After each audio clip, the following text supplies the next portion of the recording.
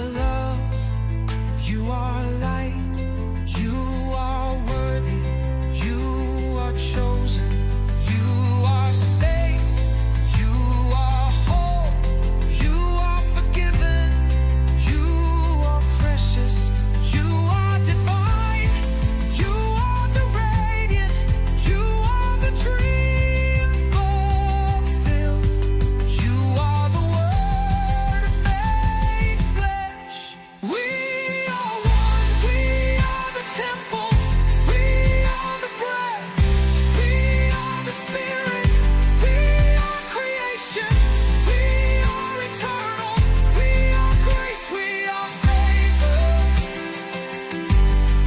we are seen, we are known, we are abundance, we are rising, we are redeemed, we are redeemed. I love you, I am love, I am you, you love me, you are love, you are me, we love us, we are love, we are love, we are truth, we are God. I remember, I accept, I become, I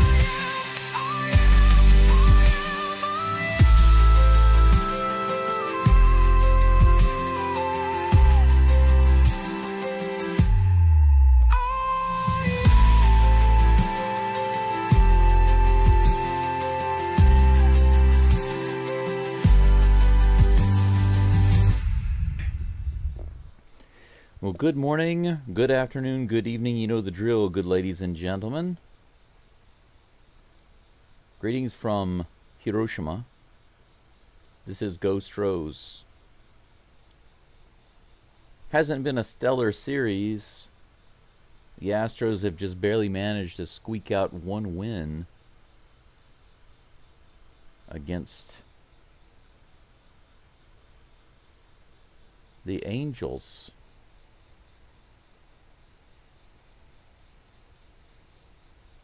It hasn't been a very enjoyable series, right?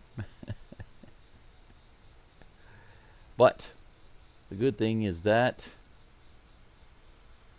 the series isn't over. It is a 4-game series, and we have another opportunity to tie it up today. Just a quick reminder right off the bat for anyone who has not entered the giveaway yet. I'm only planning to keep it open for a few more hours, so make sure you go ahead and enter that. So far, only about a dozen people have entered. So number one, your chances are pretty good just based on that. But number two, the person who's currently in first place is actually tied with several other people, and they only have 5 correct answers out of 10 questions. There are 10 questions, and I know that some of them might not be easy for you, or you might have to guess. But the good thing is that some of them are multiple choice, so you don't have to type answers for all of them. However, the way the quiz is designed is to see just how much a person has listened and gleaned information from my channel. So the people that really have been here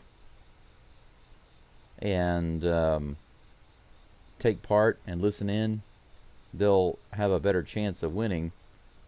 I wanted it set up that way instead of just giving out a random like a lottery style thing where I just put everybody's name in a hat and draw. I didn't want to do that because I've done that before with another channel, and what I realized was that whenever somebody who just comes in on the channel and enters, maybe they just joined to enter, they can actually win. And people who've been following the channel for like a year, 2 years, or something like that, all of those people miss out, and I don't think that's fair. I think that the people that deserve a better chance to win should know a little bit more about the channel. That's the way I feel. That's my personal feeling. But the cool thing is that I selected not only things that were kind of a range, maybe easy to a little harder, but also I ask questions that come up often. These are things that people should know if they've been regularly listening in to the program or the broadcast and watching the broadcast regularly. I don't think they should be too hard. I think that at least 7 out of 10 should be possible for regular listeners. A diehard listener should be able to get 10, no problem. But I'm kind of surprised that nobody has gotten more than 5 correct yet. That's pretty interesting. So right now, only 12 people have answered. If you can get 6 out of 10, you could be in the lead. Yeah, Kikuchi is prone to giving up some home runs. And since we're here in Daikin Park, the Crawford boxes are calling our name, that's for sure. Fox at Bat, hello to you. Good to see you. Good day to you. I'm okay today. It is 3 o'clock in the morning. I feel much better than I did yesterday. I wouldn't say that I still feel stellar to be up at 3 o'clock, but I did sleep really late yesterday. I slept unto my heart's content. And when I woke up, I went to town and I camped out at a net cafe all afternoon. At the net cafe, they have a nice recliner with a footstool. I was able to go there, use the computer. I am working on a video. I've noticed something, and I'll share this with all of you right quick. I've noticed that everybody's complaining. Either complaining or pointing out the fact of the Astros' troubles, right? The main issue with the Astros all year long has been their batting. Their batting, of course, when they had people missing from the lineup and because of injuries and things like that, they were struggling. They were basically about MLB average, and they really haven't improved on that, even with their lineup improved. I know that Jordan has only been back a short time, but we've got Correa. We've had Correa back now for more than a month, and the lineup doesn't actually look very bad, and it should be doing so much better than what it looks like right now. And so people keep complaining about that. Joe Espada has talked about, we gotta do this, we gotta do that, and everything he says is accurate, but they're not actually implementing those things. They're not actually doing those things. And some people are calling for heads to roll, but whose heads need to roll, and whose fault is it, and what is the core issue? Because people say, well, the issue is they're not driving in runs. We're getting on base. We're not driving in runs when it matters most. That's true, but that's not the core issue. That's a symptom.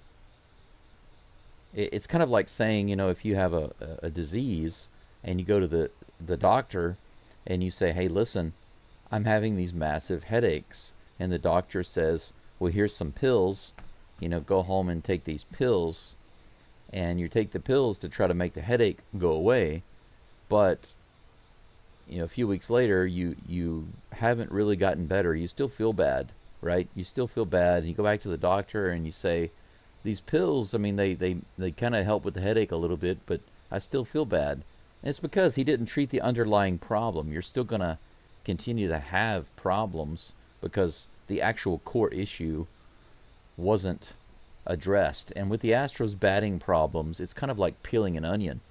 And one of the outside layers is too many lobsters, too many left on base guys. So when we have 3 men on base and Yainer Diaz grounds into a double, or we have another guy come up and we have like no outs and bases loaded. We have a ground out, a strikeout, and a fly out. Then that's 9 left on base opportunities. Whenever those things happen, it's unacceptable. But that's one. You can't just say that that's the core reason that the Astros are having problems. Something is causing that symptom. So I decided yesterday when I was at the Net Cafe, I stayed there for several hours, and I did a lot of research into understanding why. Because not even the Astros podcasters and journalists are actually digging into the deep reasons of why the Astros bats are either inconsistent, streaky, or consistently having these problems. And well, Walker and Diaz are definitely consistent issues, Mr. Page. You're right about that. But the Astros problems at the plate are so much bigger than Christian Walker and that guy right there. Anyway, I decided to do a deep study into that. I compiled all of my information and I wrote a script. It took me a long time just to write the script. I haven't even started on the video yet. But I'm telling you guys, I'm serious. It's not a, just like Joe Biden says, not a joke. Not a joke. I spent several hours to not only do the research, but also to compile the script. And when I say several hours, I mean it was a total of about 8 hours. So yesterday, a total of 8 hours to do the research and to build the script. And now I'm trying to figure out how to make the video, because it's about a 13-minute video. And that's the condensed version too. It was much longer. The data is insane. But I wanted to consolidate it down and make it interesting. So I'm going to tell it kind of as an analogy. I'm going to use it as an analogy sometimes. I'm comparing it to fishermen who go out on the ocean trying to fish for lobsters. And the reason I chose lobsters should be obvious, because we have lobsters, LOB, left on base. So it should be interesting, should be funny, but also informative. I hope so. I dare say useful even for Joe Espada and Dana Brown. And I'm not joking, because the research that I did, I think, is really good. I'm not tooting my own horn. I'm just saying I'm thankful that I have the tools to do the research. Casey, I'm glad that you were able to take part in the survey. Anybody else who hasn't seen it, the link to my giveaway is in the chat. Make sure you check that out. Greetings to everyone else who has shown up. Braden, Mr. Page, Ken Starks, Sweet Richard. What kind of Richard are we going to have today? Are we going to have ironically Sweet Richard or genuinely Sweet Richard?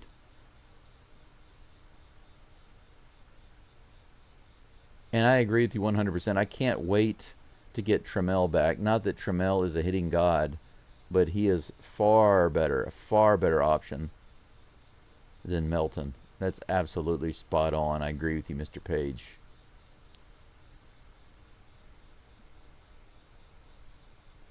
Well, Daryl, historically you're right, but 2024 and 2025 Astros, I don't agree with that at all. The train has not gotten back on the track. I mean, look at 2024 and 2025. We have not gotten back on the track. We absolutely have not. And I know the reasons why. Trust me, I've done the research, because that last year and this year have not been the Astros that we're familiar with. And I know why.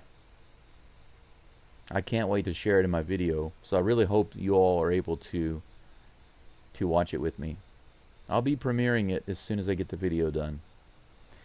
First pitch is on the way from Luis Garcia, and that's Neto. Neto crushes it into the upper deck and left field, but foul. Holy freaking cow. Dangerous first pitch. Luis Garcia in his first game back for the STROS. Looks like he's got his hair pulled back. That's interesting. Second pitch, curveball, 74 miles an hour, low and outside. 1-1 is the count.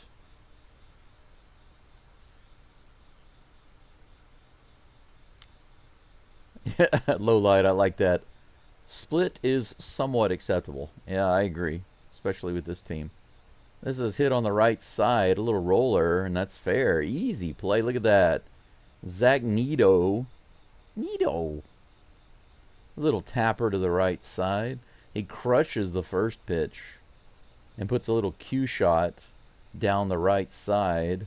Walker had to just kind of stand there and wait on it to get to him, and he steps on the bag for out number 1. Hey, Abel, welcome in. Good to see you. Says hopefully today's the day that the Astros get back on track for the win. Amen to that. Next pitch to Oswald Peraza. 93-mile-per-hour fastball fouled away. Can you guys hear the crickets are louder than the frogs right now, but I have crickets and frogs going on in the background. If it bothers you, I'll go close the door. Maybe that will help a little bit. I've got my back door open with the screen just so I can get some more cool air in here. 92 miles an hour on the outside. Swing and a miss. 0-2 is the count. One down here in the top of the first.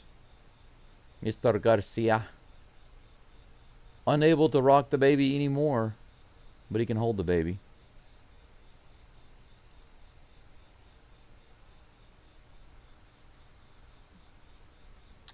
Here comes a pitch. 93 above the zone. Ball 1-2. Mr. Page says, I think Trammell is active today, but they're going all right against USAY. Makes sense. Makes sense. Astros should be able to light him up. Let's go get a winning streak started. Amen, amen. There we go. Another strikeout. Second batter faced. Luis Garcia gets a strikeout on a swing and miss from Oswald Peraza. Little cutter. Man, completely missed the bat.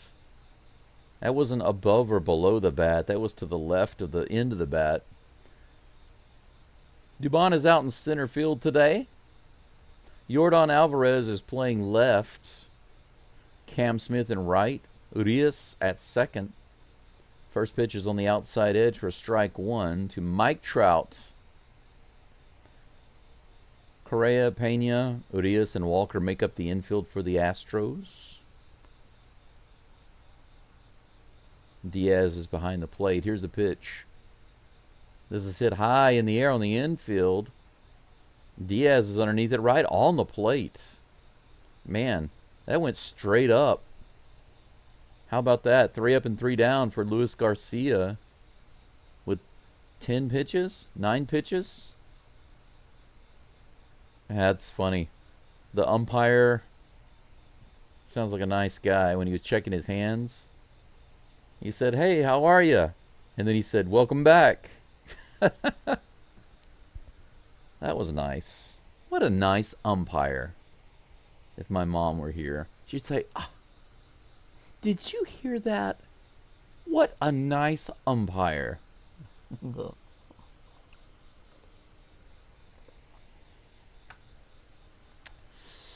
That's funny. Yes, Daryl, you're right. Please.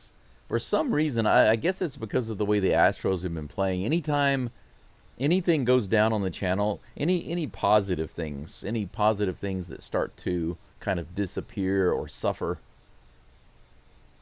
on the channel, I always blame it on the performance of the Astros. Whenever times are good, you know, the Astros are rolling. Everything else seems to be going well. The subscriptions go up. The likes go up. A lot of activity and comments in the chat. Lots of positivity. Only a few naysayers talking about, well, the wheels are going to come off. It won't last long. You know, you always have a few of those people. You know, even donations go up. Direct donations, super chats, memberships go up. Everything just starts rocking. But then when they start struggling, zero subscriptions, 0 super chats, 0 donations, no new members, lots and lots of negative comments, fewer and fewer likes, fewer views. Everything goes down. It's depressing. It's sad that no matter what effort I put in,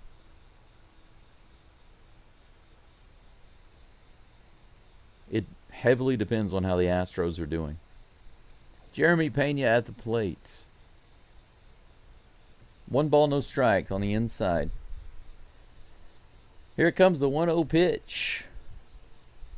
You say 95, just barely below the zone. 2-0. I'm surprised the umpire didn't call that a strike. Good for you. Fox at bat, you're right. I also hope the bats are more active. 95, well below the zone. How about that? 3-0. Nice start. You know, if you say pitches like this to all of the Astros right-handed bats, he's going to have a long, long day trying to pitch around these guys, all these right-handers. Top of the lineup's pretty stacked against him. 87 at the top of the zone. The slider, strike one, 3-1. Pena was taken all the way on that one. Braden says, I can't even hear them. Okay. Yeah. In the dirt. The slider down. 5-pitch walk, and the flash is on base. That brings up Yordan Alvarez, who's still batting second. Flash is on, baby. We still need a couple more members before I can add the Yordan Alvarez emoji.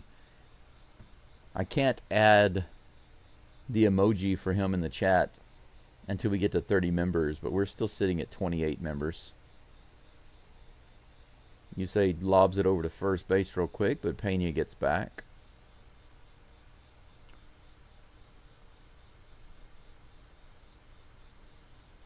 Ken says, I got you covered.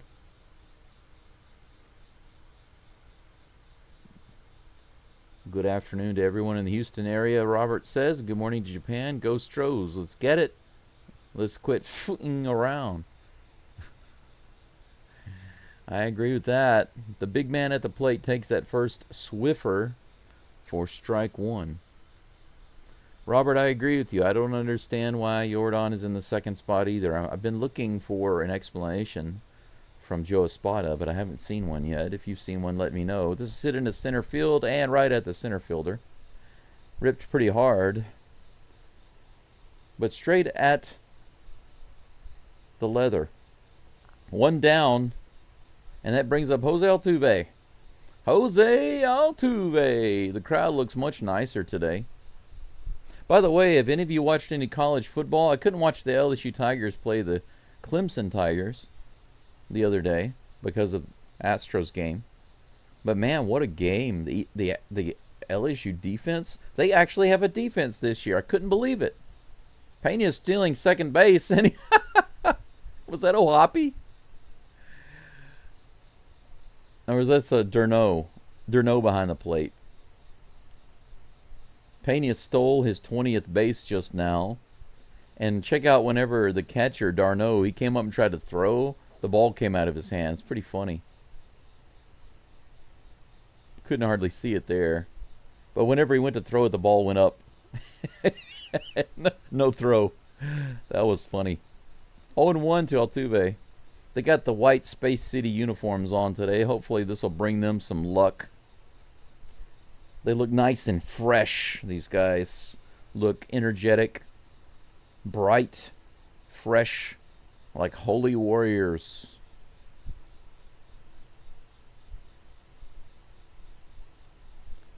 Right now, the Astros are 5 for 42 on their current homestand with runners in scoring position. Too many lobsters. Here's the pitch. 85 on the upper outer edge. Strike two. Come on now. We need 2 more members, Abel. I think we got 28. Let me double check. But here's the next pitch from Kikuchi. 0-2 pitch to Altuve in the dirt. 1-2. Last I checked, we had 28 members. I got to go to my YouTube studio right quick, and I'll let you know. Give me 1 second here.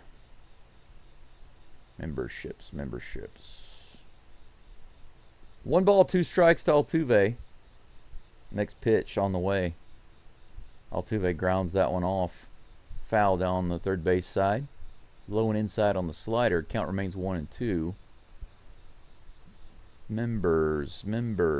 See your members. That sounds funny, see your members. Yep, still at 28.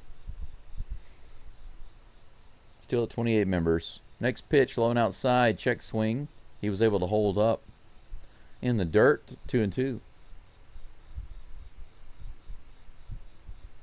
Yeah. Well, the Buckeyes were ranked pretty high, right? I don't like the Buckeyes. I'm not a Buckeye fan. They are often given, kind of like Alabama and some of the other teams, they're always given positions that are much higher than they should be. Like USC. USC is always given way too much attention. That's fouled off. Count remains 2-2 to Altuve. Jeremy Pena is on second base in scoring position, easily able to score. Correa is on deck, 1 out only. Altuve battling back in this count right now. It's even 2-2. Here's the toss. Wow. He line drove that one right down the third base line and foul by about 8 feet or so. That could have been right in the corner. It's interesting because Kikuchi keeps trying to throw that slider. Every time he throws it, Altuve fouls it off, and it's getting closer and closer to being fair. Here comes the toss. High and outside. Full count. Good job, Altuve. Altuve comes back from 0-2. Is it a balk?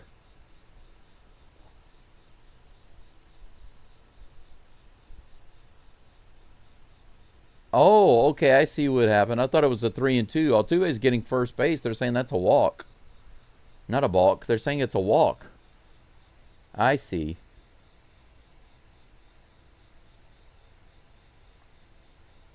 Okay, I see what happened.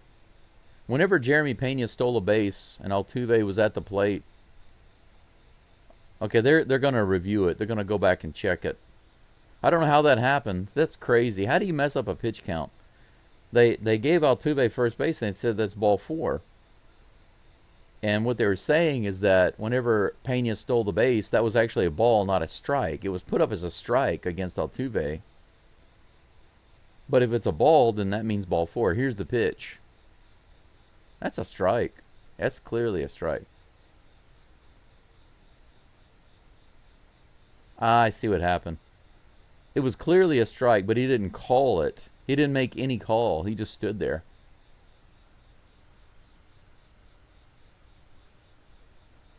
Okay, so now the umpires are conferring because it is a reviewable play. They can review the count.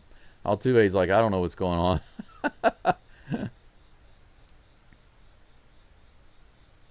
That's funny.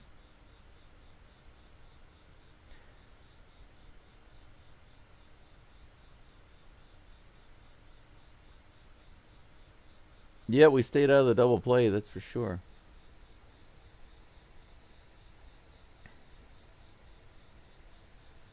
They're trying to explain it to you, say.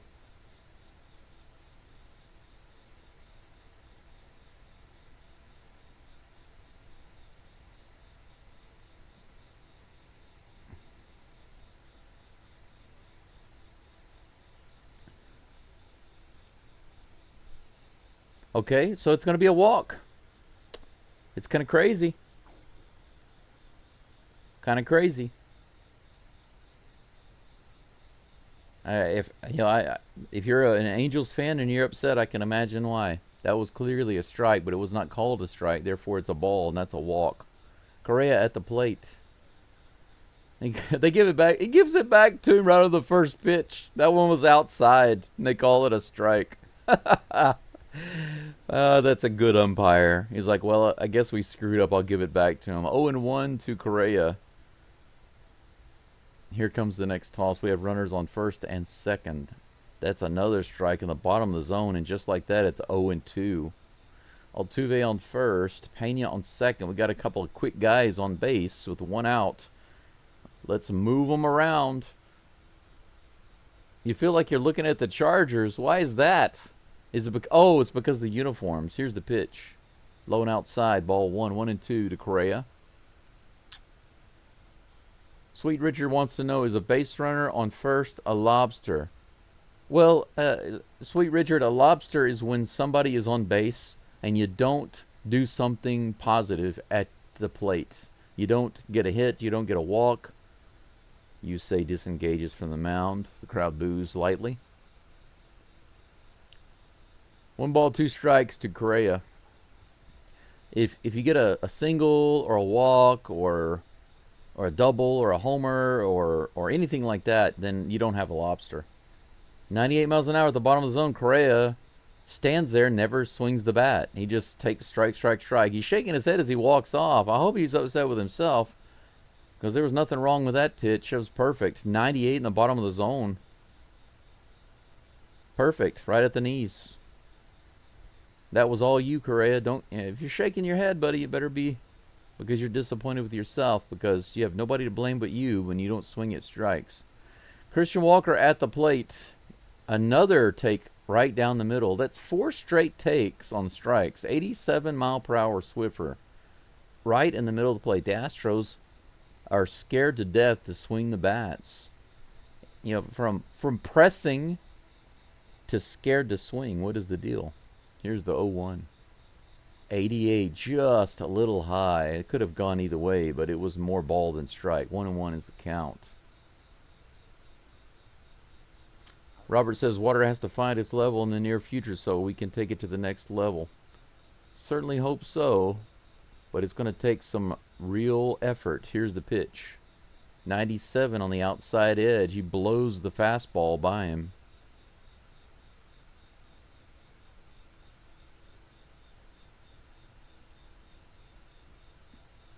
Yeah, Mr. Page, I've heard that same argument about other hitters. I've heard that argument for years, but I don't support it. You say disengages again. Crowd goes, boo. But I agree with you. He should hit behind Altuve. Here's the pitch. And a strikeout. All right. So the Astros start off the first inning with multiple lobsters. 5 lobsters by the Astros in the very first inning. 5. That's absolutely insane. At this rate, if they had 5 every inning, can you imagine? That would be an insane amount. By the end of the game, 9 innings, 5 every inning. That would be 45 left on base opportunities for the Astros in one game. It would have to be a record. That would have to be a record. But 5 in one inning is unacceptable. You get guys on base and you don't move them around. Completely unacceptable. Terrible first inning for the Astros bats. Good first inning for Luis Garcia, so there's a silver lining to everything. Angel Frias, man of culture, welcome in. Good to see you.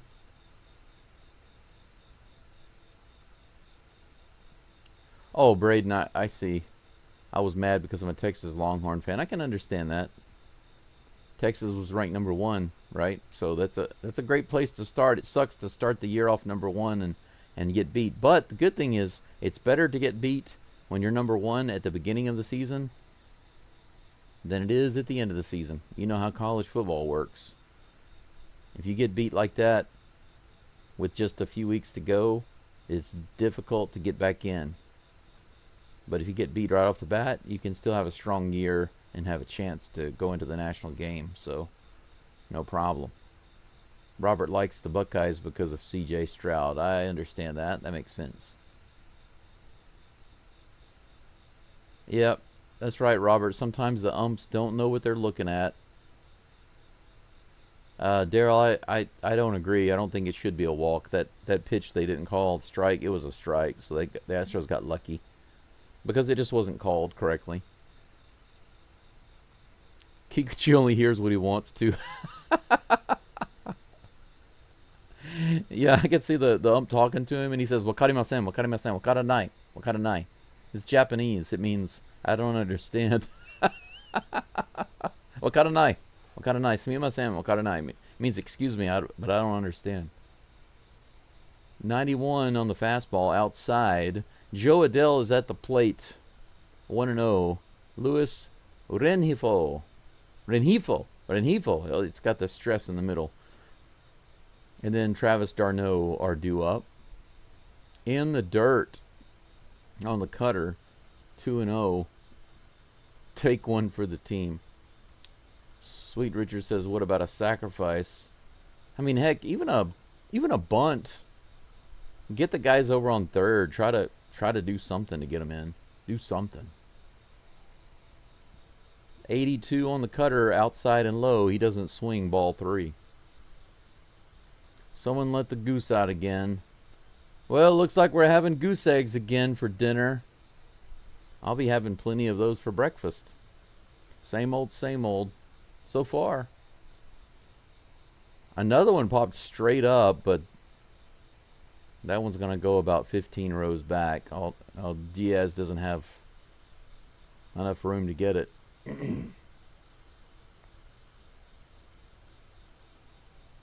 Yep. But you know what? Big Sean. Okay, welcome in. Good to see you. Go Astros. Here's the 3-1 pitch. 92 in the top of the zone. Strike 2. Full count.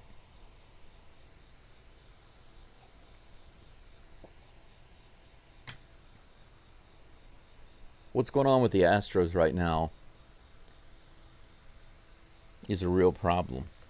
And I know you might say, well, duh, but you don't understand what I mean by that. It's a little more nuanced than just saying it's a real problem. Here's the pitch, the full count.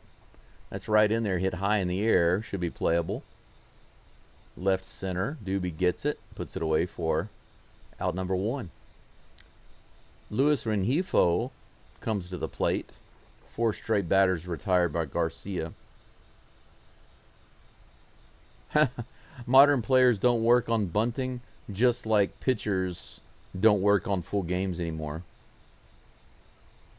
I did see a Locked On MLB podcast the other day that was very interesting. And they talked about the huge difference between the amount of pitchers used today versus a while back. The average amount of pitchers that the MLB teams would use in a year was less than 20. And now it's over 30. And back then they had a lot more complete games. Nowadays, the idea is to not throw a complete game. Another interesting stat about this is that there are more blown out arms and surgeries nowadays than there were back then. So we're clearly doing something wrong. Fouled off at the plate. 1 ball and 2 strikes to Mr. Rengifo.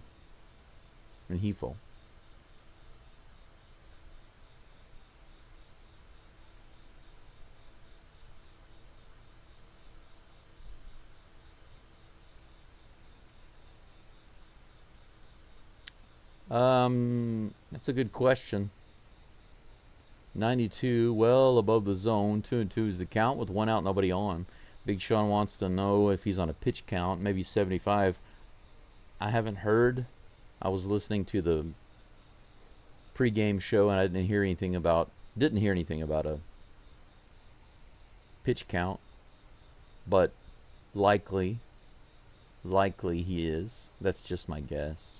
2 balls and 2 strikes. The foul ball keeps the count the same. 20 pitches now for Garcia. Yeah, and by the way, whenever I was watching that video, I thought, man, this guy would have an even more interesting video if he understood Japan baseball. Because in Japan baseball, not only do they often go complete games, the pitchers also hit. And they often hit well. So Shohei Ohtani is not unique in that he can hit and pitch. 3 balls and 2 strikes now to Rengifo. Here comes the full count pitch. Right in there and grounded to second base. Urias tosses it over. Makes a great defensive play there. Backhands it. Man. Backhands it and fires it over to first. Can't complain about that play. 2 down. We got a close-up? Yeah, check this out. Nice. Next batter at the plate. Travis d'Arnaud. He hits that one straight up. Hey, looks playable. Diaz has another foul ball. Garcia, man, look at Garcia. 1, 2, 3 second inning. How about that? 6 straight batters. Garcia hasn't been on the mound for the Astros since 2023. I believe it was May of 2023. It's been over 2 years. Can you believe that? First game back, 6 up and 6 down. Good for you. Good for you. First 2 innings, I'm proud of you. But yeah, if you guys were to go to a Hiroshima Carp baseball game here or one of the other professional teams in Japan, what you'll notice is that the pitchers are not blowing out their arms. You could compare them more to pitchers like Maddox, you know, if for those of you who understand how Maddox used to pitch. He relied on how he was pitching, his control and his placement. And he used that ability to be a good pitcher and not just blowing the doors off of the batters.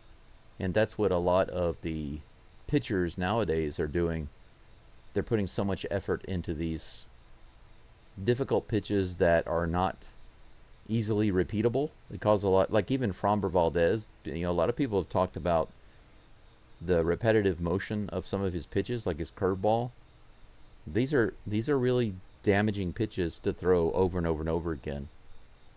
And but the Japanese pitchers tend to have a wider variety of pitches, and they try to adapt more to the batter that they're facing and use strategy when they're pitching to the batter rather than just trying to throw 100 miles an hour to blow their doors off.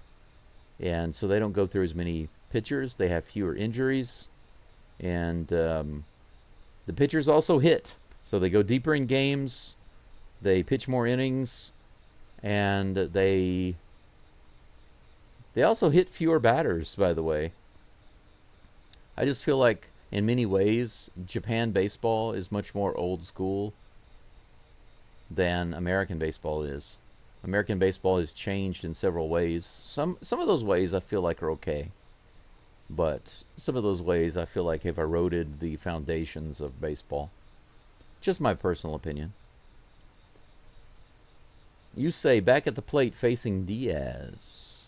Diaz grounds it to shortstop on the very first pitch. That ball was thrown wide. Yainer wasn't hustling down the line. As far as I can tell, he wasn't hustling down the line, even though the throw was wide from Neto. Look at him. Look at him jogging down the line. Look at that. He could have been safe. Look at that. Yainer was jogging down the line, and he got tagged out. If he had been hustling, he would have been safe. That's going to go on my highlight reel later on. I got to get that one. That's pure laziness right there. The Astros commentators didn't even point it out. Ramon Urias at the plate. That was disgusting, Yainer Diaz. Pull him out of the game. Put in Caratini. 1-0 is the count to Urias. In the dirt.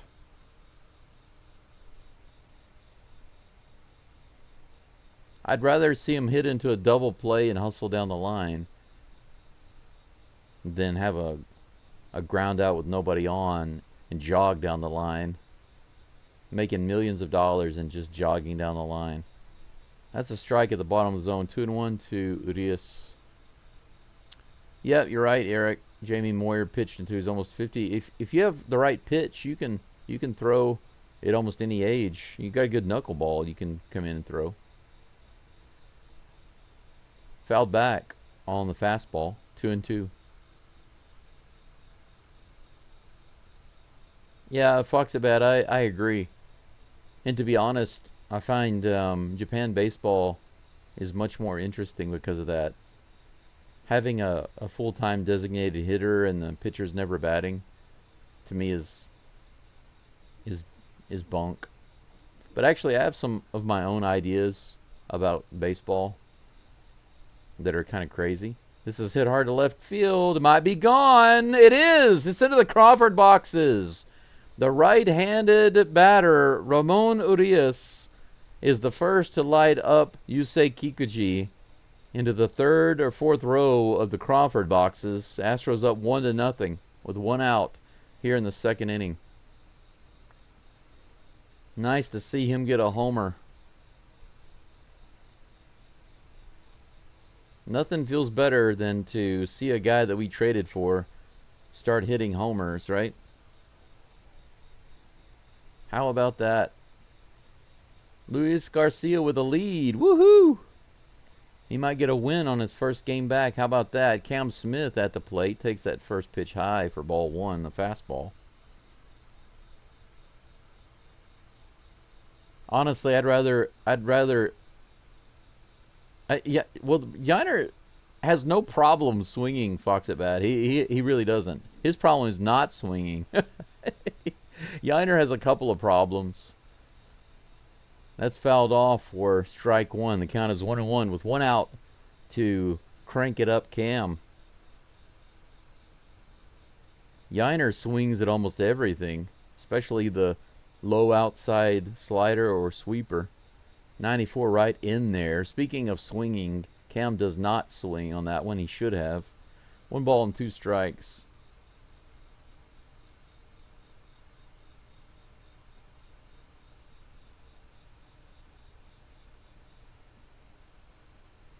Here comes a 1-2 pitch from Kikichi.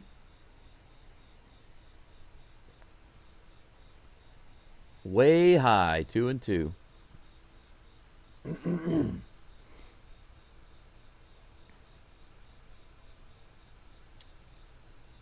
Yeah, that's right, Eric. That's right. We got too many guys batting even below 250. Too many of those. This is hit hard to right field, but right at Adele, who moves over and grabs it. 2 down. Cam finally swings. Curveball right in the middle of the zone. Stayed up. Right across his waist. Barreled it up. Perfect swing. 361 feet.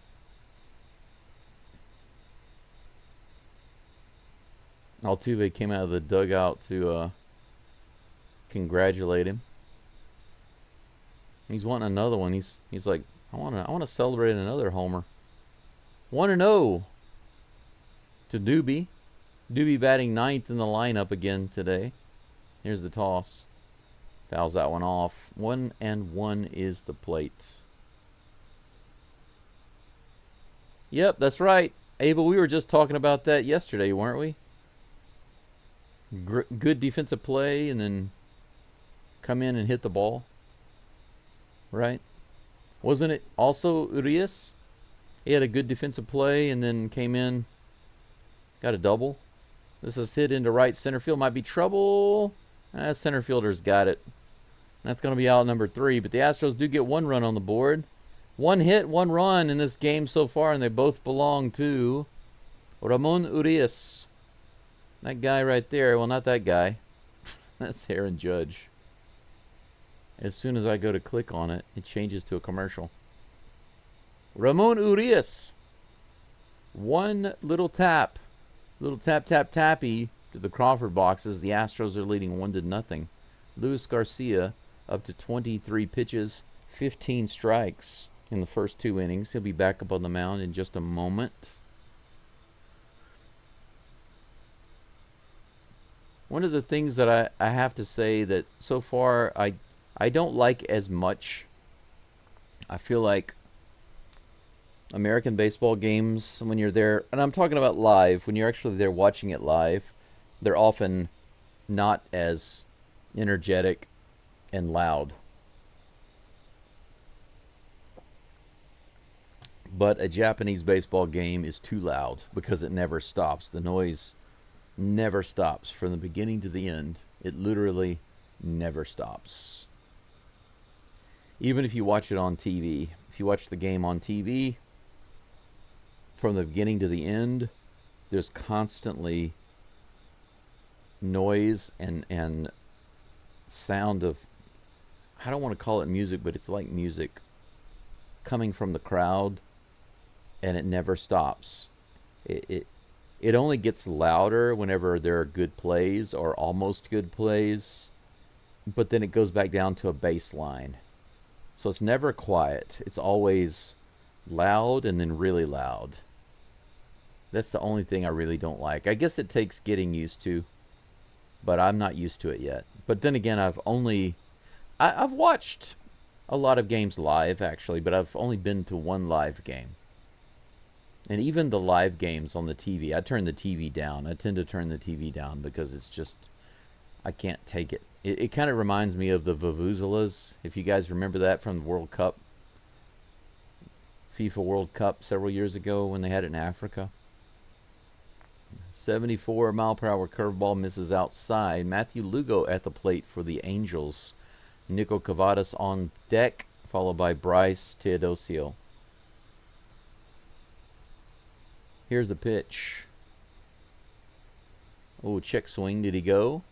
They say he did. Strike one. Nice cutter. 1-1 is the count.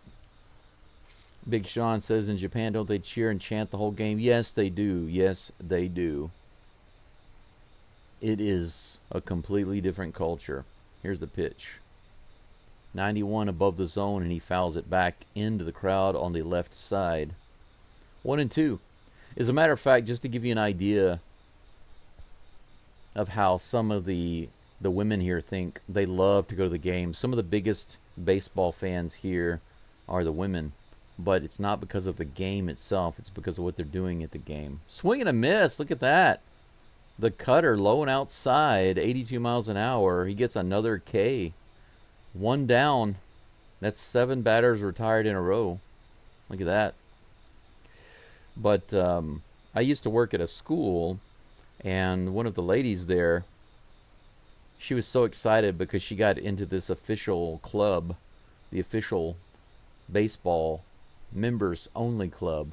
She said it took her years to get in that, and she was so excited. You get special perks, you get to sit in a special section and stuff like that. It's very, very difficult to get into. Well, 0-1 to Nico Cavadas. Here's the pitch. Little high on the curveball, 1-1. But she said most people, especially the women, they don't go to the game, for the game and for them to win. She said when they win or win the championship or something, it's actually kind of surprising. 73 inside, 2-1. And I thought that was funny. I was like, so when your team is doing really well and they're in first place or second place and then they win the championship or they win the division or something, why are you surprised by that? That's hit high in the air to shallow left field. Jordan comes in. He makes the play, and that's out number 2.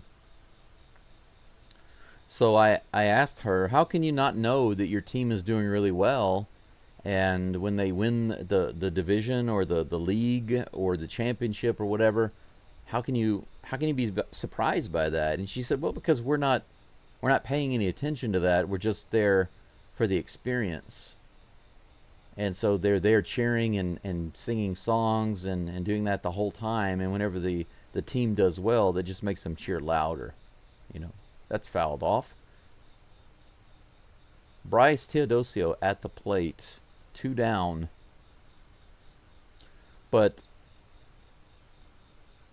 I will say that because of the culture of the game here in Japan, whenever they lose a game, they don't get upset. They don't freak out. When they have a losing season, the team seems to have fallen apart. The fans don't fall apart. Nobody falls apart. Nobody freaks out about it. They don't put all the negative emotions into it that Americans do. So that is one big benefit of dealing with the fans here. If they don't win, they have a terrible season, they get destroyed, they're kind of like, oh, well, there's always next year. Low and outside. 1 ball and 2 strikes to Teodosio.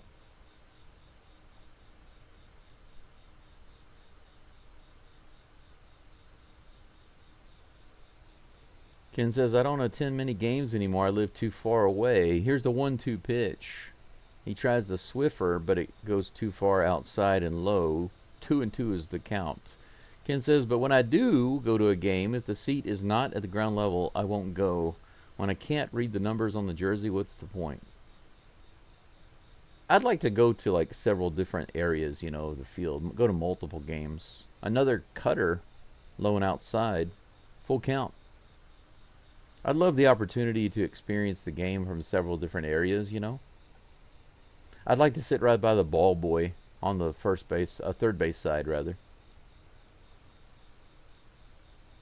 Teodosio calls timeout, steps out of the box. 2 outs, nobody on here in the top of the third. Garcia trying to retire his third batter of the inning and his 9th batter overall. Here comes the full count pitch. This is a bouncer right to Pena. And he throws it in the dirt over to first, but Walker is able to snatch it up. Look at that. Luis Garcia, 9 up and 9 down,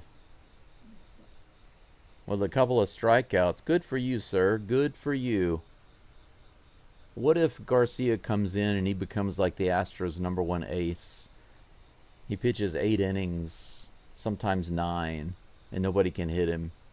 Or they just ground out, they fly out. How amazing would that be, right? He comes in and he's like, oh! The Astros pitching savior. He has retired every single batter first time through the lineup. That's awesome. But the Astros need to put more runs on the board. This is their opportunity right here. They've got 1 from a homer. But the bottom of the third, come on now. Kikuchi is not going to be in this game forever. He's going to wear out eventually. He's already up to 37 pitches in just 2 innings. Astros need to take advantage. Eric wants to know, are people on their phones at the games? Seems like that's all that goes on at games here anymore. No. If they are on their phones, it's because they're sharing it online. They're making videos together. They're sharing it on social media. They're sending videos to their friends and family who aren't there. They're not like looking stuff up. They don't have time for that. Japanese people at a baseball game do not have time to be scouring the internet and reading articles and looking at videos, cat videos and stuff. Nobody, literally nobody in the stadium is there for that. Whenever they go to the games, they bring in, they actually allow outside food, even though they have food and drinks at the stadium. They allow people to bring in their own outside food and coolers. So there's a big Costco next door, and of course they have the hot dogs and stuff. So some people, a lot of people will actually go to Costco before the game, and they buy a lot of hot dogs and drinks and things like that, and then they pack them up and take them over to the game because the stadium is just, it's less than half a block away. Pena is back at the plate. First pitch hit right down the line and into the corner in left field. There we go. That's going to be a double for the Flash. Very first pitch. There we go. Nice. 1 walk, 1 double for Pena. Yordan Alvarez at the plate with a runner on. But yeah, when they're at the game, there's too much going on. There are songs to do. There are dances. There are cheerleaders leading dances. They've also got their own song. Every team has their own special team song, and at some certain point in the game, like the 7th inning stretch or something, they'll sing the song. Everybody in the stadium sings it together. I even know a lot of that song. Kapu, kapu, Hiroshima, Hiroshima, kapu. They play it all the time here in the grocery stores and the supermarkets. Whenever it's game day, they play it over the radio. You can hear it in the stores. Swing and a miss. Quickly 0-2 to Yordan Alvarez. 40 pitches now for Kikuchi. Pena on second base. Come on, Alvarez. It's your time, bro. Tonight is your night, bro. It's your night, bro. Does anybody remember what movie that's from? If you do, you're awesome. And if you can tell me who sang it, who sang that in the movie. Here comes the 0-2 pitch. In the dirt, 1-2.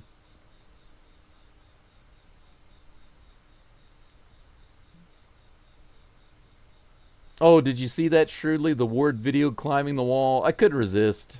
I tried so hard to get the AI to create something that made it look like he crashed through the wall, but it just couldn't come out right, and that one was the funniest looking one, so I was like, what the hey, I'll just go with it. Here's the pitch. Oh, man. We don't need Jordan to be swinging like that. I'm going to pretend like I didn't even see that. What? I'm going to show this to you again, but I'm not going to say anything. Just terrible. If I were Charles Barkley, I'd say terrible, terrible. One down, and Altuve at the plate with one out. Woo, that was 95 right in there. You know, Kikuchi can have some moderate success even against the Astros if he's able to keep mixing up these pitches and keeping them off balance, but they got to be expecting it, you know. Breaking ball, fastball, breaking ball, fastball. You just have to guess which one is coming. 0-1 to Altuve with Pena on second. Here's the pitch. Nope. He comes off the mound. Fakes a throw to second. Angel says, my wife gets a lot of free tickets for the Astros because her company sponsors the Diamond Club. However, she has like 12 engineers that work for her. And if they say all say no, to the tickets, then we go. 94 above the zone. 1-1. Altuve lays off. Unlike Jordan. How often do you guys go, Angel, if you get the tickets? Because I guess that's the reason you went to the game yesterday and heard the loud boom whenever Ward hit the wall, hit the scoreboard. Here's the 1-1. Altuve swings way too early on the changeup right in the zone and hits it over to the dugout of the Angels. 1-2. Robert Garcia says, I'm all for that. That'd be a good wake-up call. Hello from H-Town, Texas. Dave. Hello from H-City. Well, I'm not really in the city. You could say I'm in the countryside. Or maybe just the prefecture. I'm in H-Prefecture, you could say. Eric says, a big crooked number this inning. I want that. Here's the 1-2 pitch. Altuve rips it to left field all the way out to the wall. Holy cow, one bouncer off the scoreboard. Pena easily scores. Altuve strolls into second base. Man, Altuve booked it, unlike Diaz. He ran his butt off to get to second base because that ball was a lightning strike. Look at that. 96 miles an hour, top of the zone, up to chest level. That was what we call the Altuve snap right there.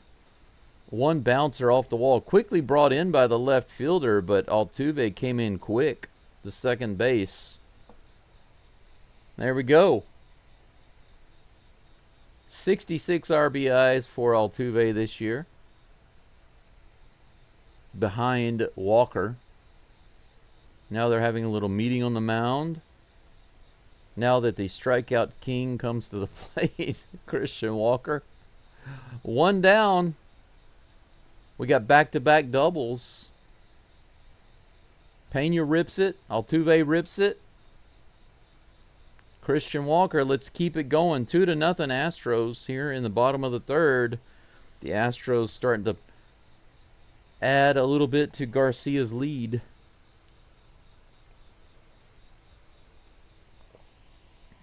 Oh, no, I'm sorry. Carlos Correa is at the plate. My camera up here on the computer is blocking Correa's picture. All I could see was Christian Walker. Correa does really well against Kikuchi. That's why they were having a meeting on the mound. That's low and inside. They might have told him, keep it out of the zone.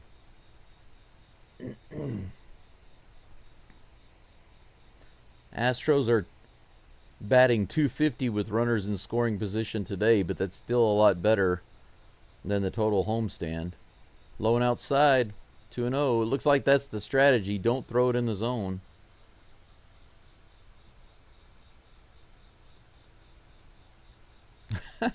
Yeah, isn't it amazing? Abria, the Astros get a point when someone is in scoring position.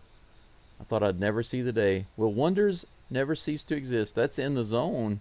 The curveball, but fouled at the plate. Correa got a perfect one to swing at. He swung a little over it. 2 balls and 1 strike. Oh, that's three or four times per season for free is okay. That's nice. Hey, John, good to see you. Thanks for coming in. Chris says, I finally figured out that people use the camera app on their iPhone to see the field better instead of binoculars. Oh, that's interesting. Here's the 2-1. Little below the zone, 3-1.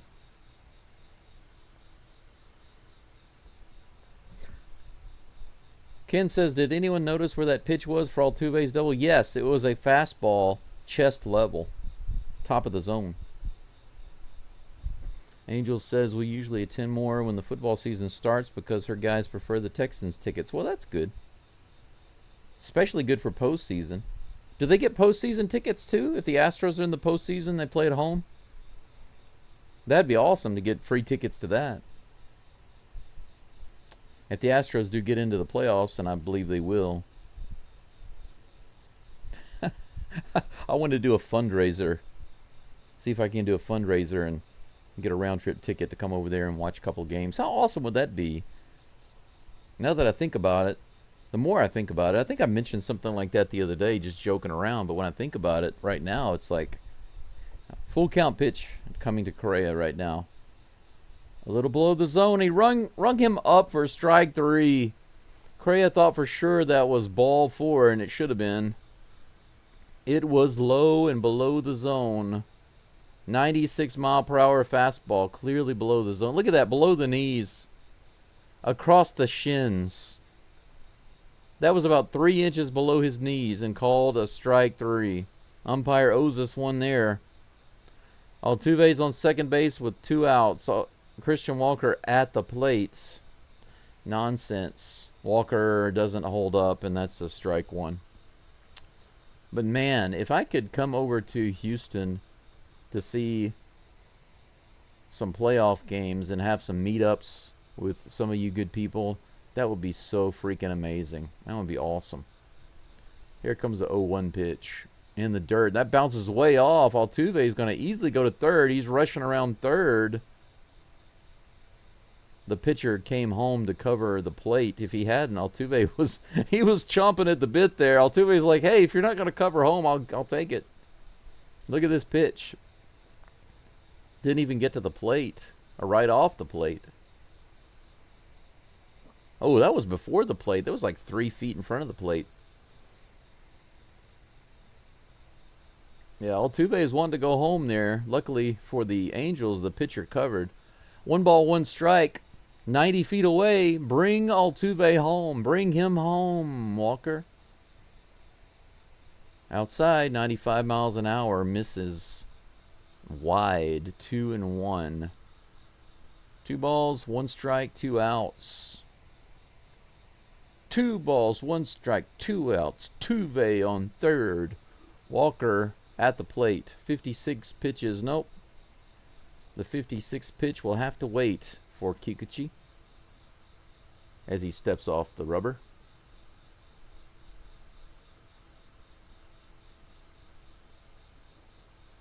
Yeah, we're winning 2-0, Brendan. 96 right down the middle. Swing and a miss by Walker. He's trying to be a thumper, but right now I'd settle for some contact. Man, I miss Paredes fouling the ball off over and over and over and over again. And then getting a little hit or getting a walk. Oh, the Astros need Paredes in this lineup so bad to wear out these pitchers, don't they? Here comes the 2-2 pitch. This is fouled off. Some contact. 95 at the top of the zone. Count remains 2-2. Yeah, it was an ugly call. You're right, Eric. It was a terrible call below the zone. That should have been a walk. The iPhone cameras, I wouldn't say they're fantastic. They had the illusion of being fantastic. I know that's a strange comment, but To go into the details of all the reasons why I say that, it's a little difficult. Another foul ball by Walker. The count stays 2-2.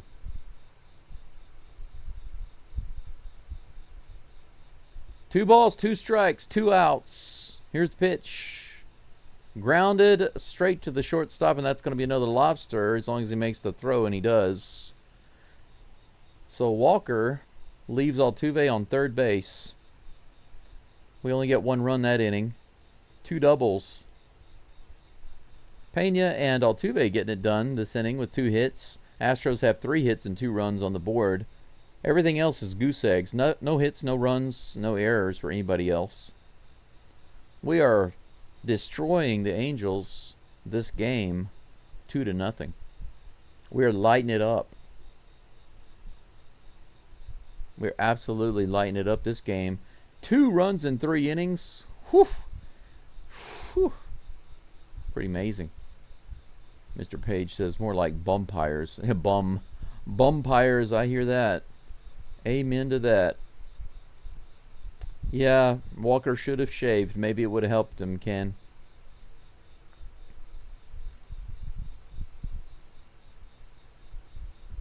Bruno asks, what position would Paredes play? There are a couple of options. Now, if Christian Walker is doing really well, obviously you keep him in the game, but I would not be opposed as to putting Paredes on first base, swapping him out for Walker. I'd do that in a heartbeat. If that was the only choice, I'd take Paredes all day long. I'd rather have Paredes at first and in the game than Christian Walker any day. Sometimes Paredes could be the DH because Jordan can play left field, right? I don't know if Paredes could play second, but whenever you give Correa a break or he needs a rest, obviously he can play third. I think those are the 3 positions that kind of pop into my mind most. First base, third base, and DH. If you alternate him between those positions, that's kind of what I'm thinking. But I wouldn't be opposed to even trading Walker away and putting Paredes on first base. I'd rather have Paredes in there full time than Walker. I think that's a no-brainer. Here is the first pitch from Garcia. That's a curveball right in there for strike 1 to Zach Neto. Back to the top of the lineup, Neto, Peraza, and Trout. 0-1. Here comes the 39th pitch of the game for Garcia.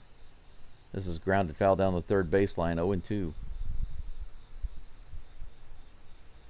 Yeah, Angel, that's another good point. You know, Pena is coming up, getting close to the end of his contract. If for some reason, God forbid, we lose Pena, it'll probably make sense for Correa to fill that spot. And then Perez will be back at third. So I definitely don't want to lose Pena. But it's a very real possibility. Count remains 0-2 as Neto fouls that off. 40 pitches for Garcia here in the top of the 4th. We are in Houston, Tejas. Here's the pitch. That's crushed to left field, and that's gone. Home run. And it's Zach Neto again. He crushes it again, just like he did in the first inning. His last at bat, Neto actually crushed the ball off of Garcia on the very first pitch, I believe. And it was in the upper deck in the left field. He just got around on it way too early. But that one, he drove it right into the corner. I mean, look at this. That was a sweeper that had no sweep. Look at this, right there. Barely in there. Barely.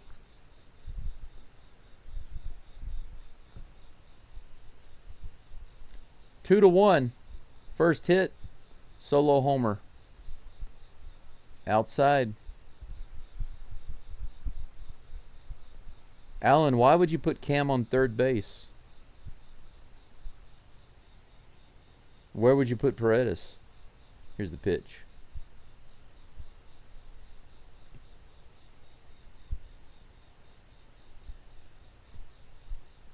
I can't think of a scenario where we would put Cam on third base unless we lost Pena and Paredes wasn't back. Then maybe Cam would come over to third. But he's playing outstanding right field, and if Paredes is back, there's no room for Cam at third. 2 balls, 1 strike to Peraza. Here's the pitch. Swing and a miss. 2-2. Nice cutter.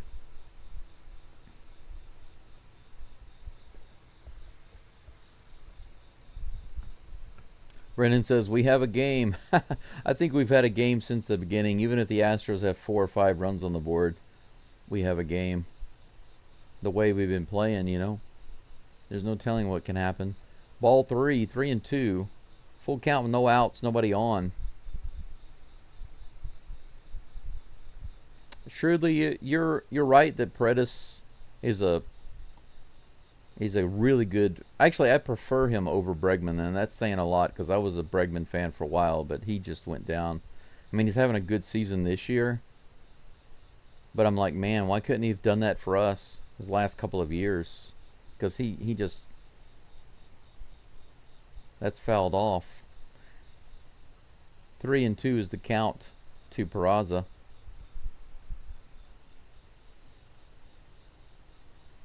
But Paredes, man, he makes the pitchers work so hard. We need him in the lineup just for that one reason. But he's also a, strike 3. Right above the zone on the 4-seam fastball, swing and a miss. That's another strikeout in the first out of the inning. 1 down. But you know, in the beginning I was very, very wary of how he would be on defense. But Perez won me over, not just in his defense, but with his offense. Overall, I'm very satisfied with Paredes. 76 miles an hour on the Swiffer, right in there to Mike Trout. That's the same pitch that Neto put in the Crawford boxes, but that one had a little bit more movement on it. 0-1. 50th pitch of the game coming up for Garcia. That's crushed hard to left field, off the wall. Jordan brings it in fast. Trout can't get to. He rifled that one off the wall. It was out there in just a couple of seconds, if that. Jordan was able to play it quickly and stop the double. Look at this. Right off the middle of the wall. Almost a line drive home run for Mike Trout.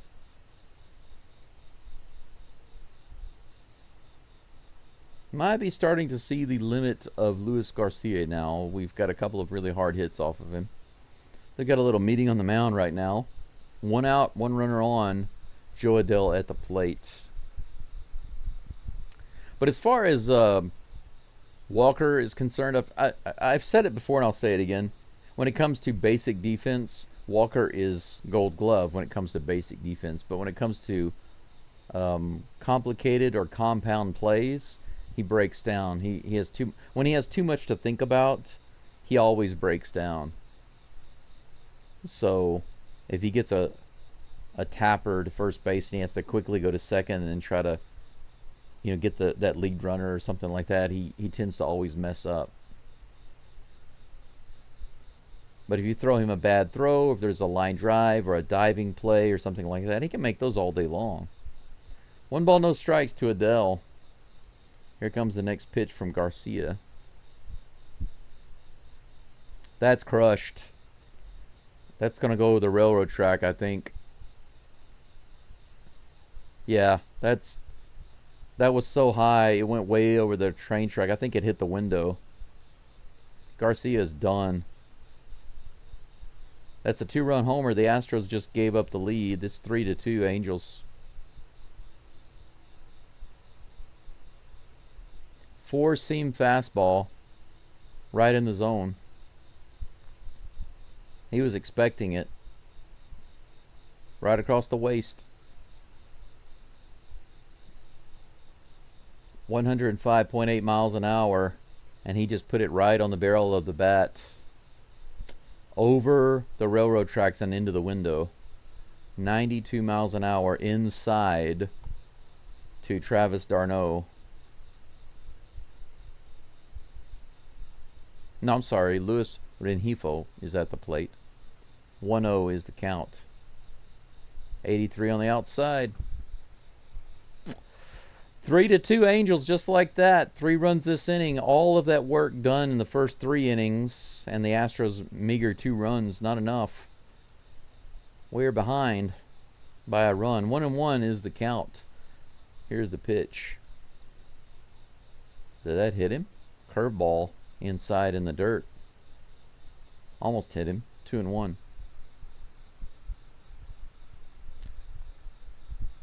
Let's see here. Eric says, I understand the frustration with Walker. I'm not frustrated with Walker. I never said that. But you said, but he's a Gold Glove at first. I'm tired of people saying being a Gold Glove once or twice or 3 times or whatever doesn't really mean anything to me. This season, I have watched 100% of most every game. I've seen almost every single pitch, every single fielding play, every single at-bat. I've seen almost everything this year. How many people can say that? 83 miles an hour above the zone, swing and a miss, and that's out number 2. On the cutter, he gets another strikeout. 2 down, nobody on. Travis d'Arnaud coming to the plate. I don't want to hear anybody say that Christian Walker's a Gold Glove, he's a great defensive player. I don't want to hear that anymore. It's not an argument to defend his batting. Also, it doesn't defend how he is not good with complicated defensive plays, because he's not good at those. 74 miles an hour on the curveball, just barely outside. 1-0 to d'Arnaud. But I'm telling you, I'm saying this is not my opinion, this is a fact. Christian Walker makes a lot of blunders if the defensive play requires more thinking. That's fouled off. 1-1. If it's a line drive, a one-hopper, a diving play, a scoop, he's fine with all of those. It doesn't require any thinking. It's just a quick reaction.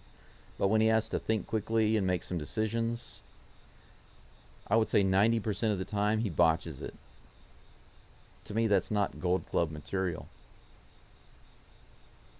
So, I can't accept your argument. People always seem to go to the Gold Glove thing with Christian Walker and other players when they try to defend them, and you can't use that as a defense for Christian Walker. This is hit high in the air by d'Arnaud on the right side. Speaking of Walker, he's underneath it, and he makes it because it's an easy, straightforward play. Finally, the 3rd out of the inning, but 3 hits put on Garcia. A solo home run by Neto, followed by a double off the wall by, I'm sorry, a single off the wall by Mike Trout, and then a crushed bomb over the railroad tracks by Adele all the way to the window. 3-2. Each team has 3 hits. I'll be right back. I'm going to take a quick break, stretch my legs, and get rid of some liquid, if you know what I'm saying. Go STROS? I certainly hope so's.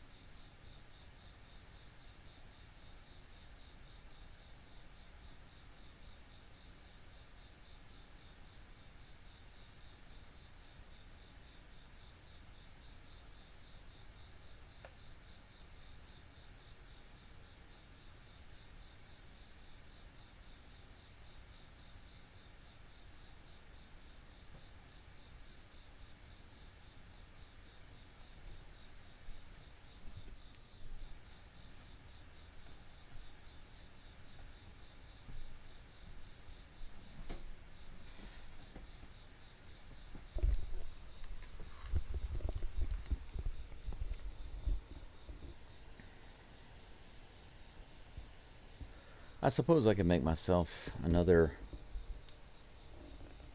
cup of coffee, another weak cup of coffee. I'm not going to pour a fresh cup. I don't need another strong cup. I need a weak cup. Just like the Astros' recent offense, right? Yiner trying to give him a shiner. Wow. That pitch was actually in the bottom of the zone and called a ball. So it's below the zone on Correa, they call it a strike. It's in the bottom of the zone on Diaz, and they call it a ball. Here's the 1-0 pitch. Swing and a miss, 93 miles an hour, right in the middle of the zone, 1-1.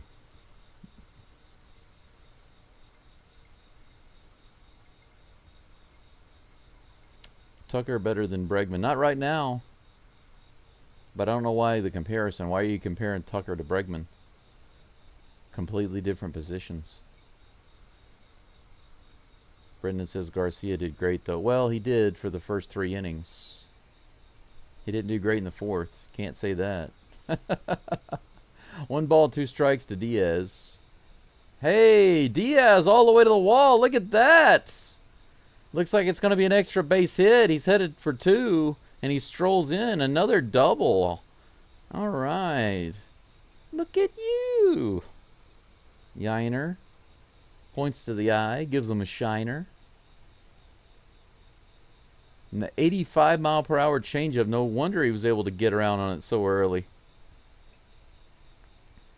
All right. A little something happening here in the bottom of the 4th. The Astros are going to come back. Are they going to flip the tables right here? Instead of turn the tables, are they going to flip them? Urias at the plate. He goes after that first one, fouls it off on the third base side. How nice would it be for the Astros to come back instead of the usual? Whenever the Astros put some runs on the board, the other team comes back and matches it or erases the lead. It'd be nice for the Astros to do that again right here. That's hit hard to right field. That's going to be down. Diaz heads over to third. They're going to send him. They're waving him. Here comes the throw. He's going to score. Heck yes. He stumbled a little bit going around third, but they're not able to bring it in time. How about that? Urias with a single. Man, he's driving in the runs today. A solo homer. And an RBI. Look at that. Slider up and out. Have a day, Mr. Ramon Urias. We're tied at 3. We are tied at 3. Good show, my friend. Crank it up. Comes to the plate. He hits the very first pitch high in the air, and it's going to be backing out of play for strike 1. Fox at bat thinks we can play Walker at first, Paredes at second, Pena at shortstop. I think that's possible. Like I said earlier, I think we can rotate Paredes around. First base, third base, DH, maybe sometimes second. It's possible. Whoa, Cam rips that one pretty hard. Opposite field, but off into the crowd. 0-2 is the count. Missed an opportunity there. Yeah, you're right, Angel. Dubon and Urias are good utility players. We have options. We have options. Here comes the 0-2 pitch to Cam. Swing and a miss below the zone, and that's a strikeout. First out of the inning. 5 strikeouts for Kikuchi.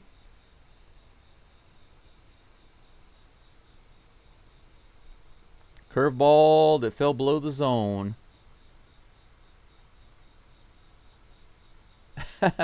Angel says time for the blood pressure medicine. Hang on, Doobie's at the plate. We're tied. Might not need it. Below the zone, ball 1. Why can't we have anything nice? Abria says, yeah, that's right. Alan says, you're saying Walker doesn't have a high baseball IQ, and I agree. Yeah, I guess you could say that. Especially defensively. Defensively, or maybe even if things get a little complicated on the field. I think that no matter where he's playing on the field, whether he's on offense or on the bases or playing defense, whatever, wherever he's at, if the play gets to be quick thinking, He's not really good at that. That's a natural thing, you know. Some players just aren't good at thinking on their feet. This is tapped to the third base side. They're going to say fair. Is he safe at second base? Oh, they're saying it was a foul ball. Are you sure about that? The crowd is booing. Take a look at this. Right down the line. It bounced on the line. Woo! They called it foul.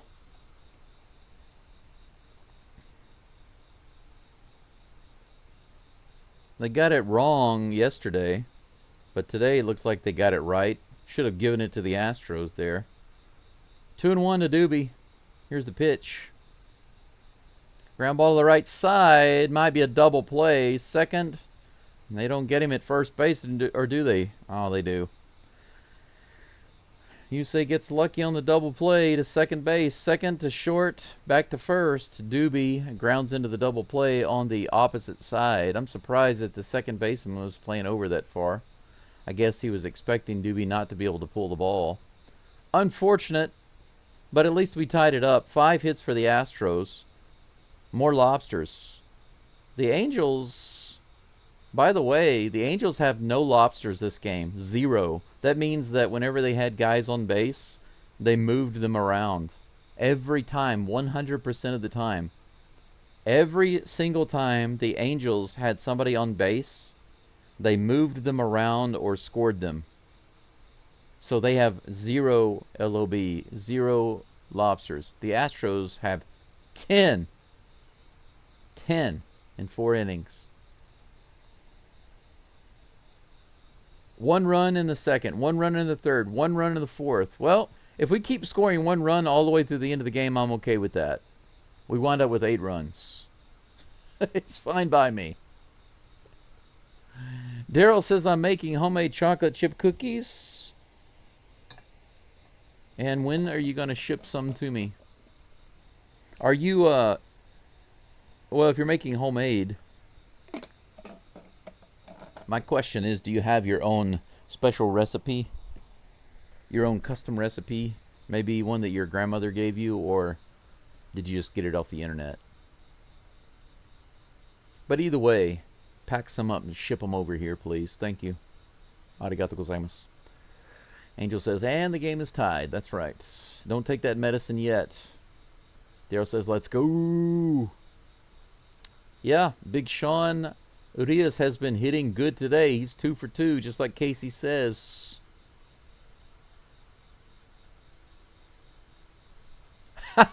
Eric, it's so funny that you caught that. Eric says, I look more comfortable running after my 12-year-old than Diaz did running around third base, and I'm in my upper 50s. That's right.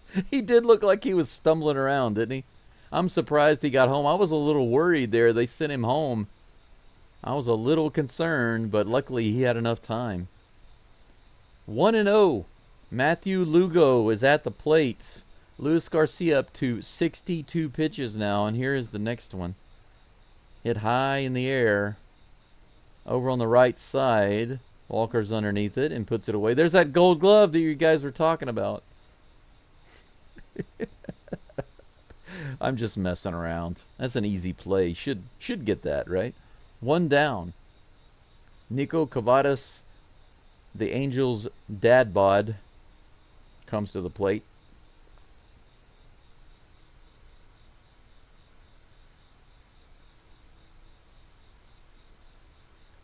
Brendan says, I figured out every time I don't watch the screen we score. Really? All right. Here's the first pitch to Cavadas. Nice.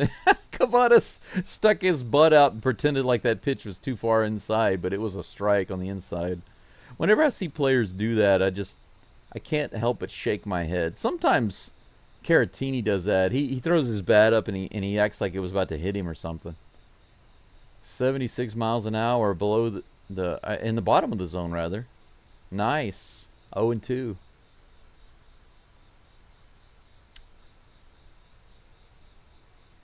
Let's see here. Casey says that ball bounced on the line. He played it. in the dirt. 2 balls and one. I'm sorry, 1 ball and 2 strikes. Well, it's because it doesn't matter if it bounced on the line. What matters is where he caught it, and he caught it in foul territory. So that's why it was called foul. Here comes the 1-2 pitch. Little tapper to the right side. Walker scoops it up, lobs it to Garcia for out number 2. More Gold Glove action. How can he handle a tapper like that? Tappers are the most difficult. A tap and a lob. How can he catch a tapper and then underhand it to the pitcher? It's like the most difficult play in baseball. Walker's awesome. I'm just messing around. I'm just joking. Bryce Teodosio is at the plate with 2 outs and nobody on. Come on, Garcia. Lock her down. Get her done. Get her did. Nice. Swiffer right in there for strike 1. Hey, Gregory. Welcome in. Good to see you. Were you working?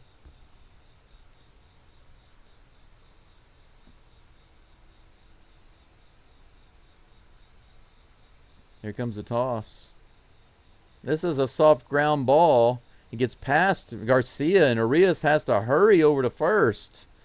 Wow. He gets the out. Garcia couldn't quite get that ball, and it was really a slow roller to second base, but Urias scooped it up fast and rifled it over to Walker, who makes the catch for out number 3. Nice. Now that's the kind of play that Walker can make all day long. A super fast throw from second base, just a few feet away, right in the dirt. He scoops it up. He doesn't have to think. He just reacts. He can do that, no problem. But if it's a compound play, he kind of breaks down.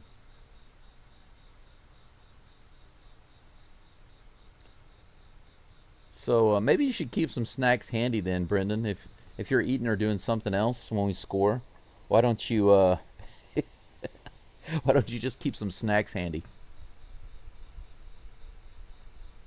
Get some of those homemade cookies.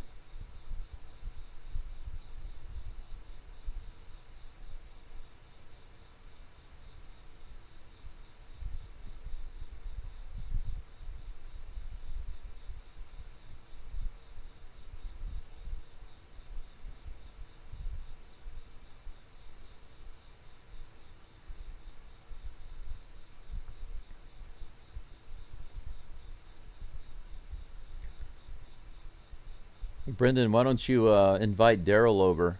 He can make you some cookies. And then every time the Astros need to score runs, you can go to the kitchen and grab some cookies. And the Astros will score. It's a good idea. That will be the Astros winning formula for September and the playoffs. It's the Daryl Brendan combo. Daryl cooking chocolate chip cookies and Brendan eating them away from the screen. It's our secret weapon. Nobody will be able to overcome that. We have finally found the correct formula, and it involves dough, eggs, flour, sugar, chocolate chips, and a distracted snacker.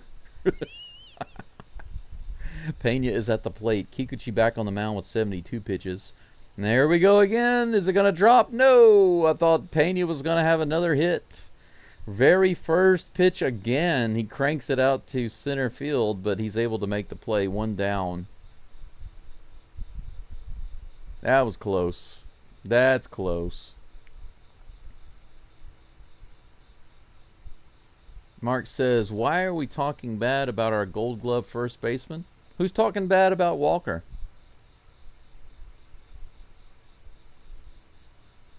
It's a long conversation. It's a little nuanced, a little complicated because, oh, come on, Jordan, don't do that. That was an absolutely horrible swing. He struck out his last at bat swinging on a terrible pitch way outside and in the dirt, and that swing right there looked even worse. It was a half-hearted, oh my God, I can't. You can tell as soon as he started to swing, he was like, oh my God, why did I swing? 0-1. Here comes the 75th pitch of the game for Kikuchi. That's in there. Oh, I thought for sure that'd be a strike. That was clearly in the bottom of the zone. He's not happy about that. He's a little confused. I would be too. Umpire has been calling that bottom of the zone inconsistently today on both sides. At least it's on both sides. Another swing and a miss on a low outside pitch. That slider is destroying Jordan today. I don't want to see that. Come on, your daddy. 1 ball, 2 strikes, 1 out, nobody on. He tries another slider low and outside. This one's in the dirt, and he lets it go, thank goodness. 2-2. Cougs, you're right. Good humor is always a stress reliever. I agree. Ah, Mark. Mark, here you sometimes drop those sarcastic jokes, but I'm going to have to get used to that because, you know, coming across in the chat and the text doesn't always appear evident, right? It's not like you're talking with somebody in person. It's a little different, but maybe I'll get used to it. I'll associate Mark Bryant equals sarcasm. Be on the lookout. Check. But thanks for listening in, and thank you for poking fun.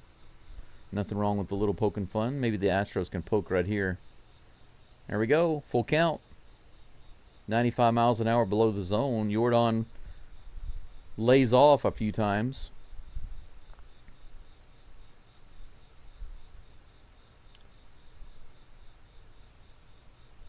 Here comes the next toss. That's hit up the middle. All right, Jordan does come back. He waits and waits and waits, and he's like, all right, I'm not going to swing at your ridiculous sliders outside and in the dirt. And he finally gives him a pitch to hit on the full count, and he goes right up the middle.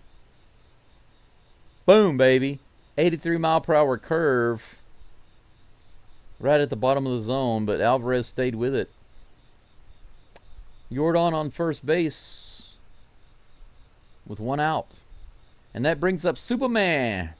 Super duper man. Super duper man. Super duper man. Mr. Altuve. He's already got 1 hard hit off the wall. He rips that one foul down the third baseline. 0-1. Casey says, why was it never like that in Little League for me? I played third and fielded every ball. And even remember the coach yelling line, line, line, meaning field it. I don't know how I'm mistaken. Oh, well. Well, you shouldn't field every ball. You should only field it if you think it's going to be fair. This is tapped to the right side. Altuve, is he going to beat it? No, he gets tagged out. But that puts Jordan in scoring position. He hit it off the end of the bat, unfortunately. But it does get Jordan to second base. 2 away. And Carlos Correa comes up. Correa with another opportunity. He got called out on what should have been a walk earlier. Ball completely below the zone. Literally across the middle of his shins. That's not an exaggeration. They're going to come out again. They had a little talk about Correa the last time he was up, and they're doing it again right now. I started off at third base, Casey, when I played Little League.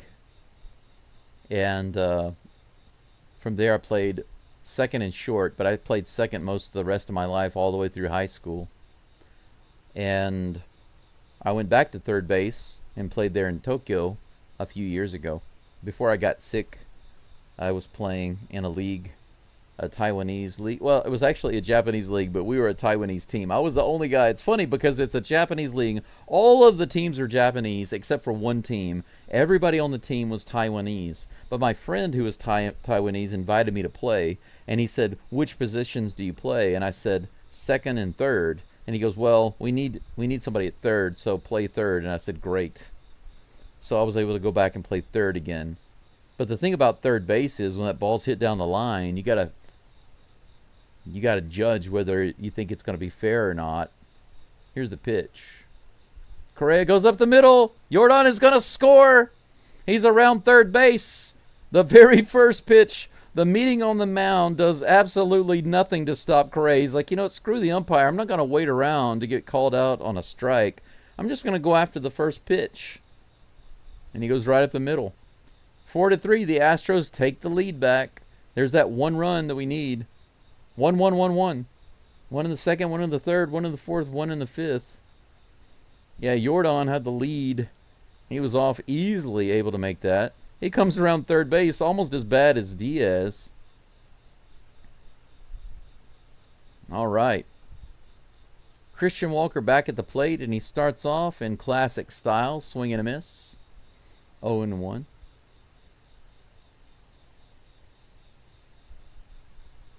So Walker is either going to get an extra base hit or a strikeout. There is no other option.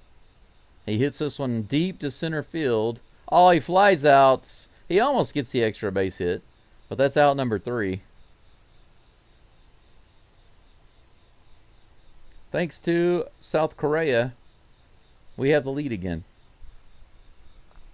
I always find it hilarious whenever they call a meeting on the mound, and then they come and then as soon as they throw the first pitch, boom, he hits it. That's awesome. It's freaking awesome. Yeah, that's right. Gold Glove, Robert. That's right.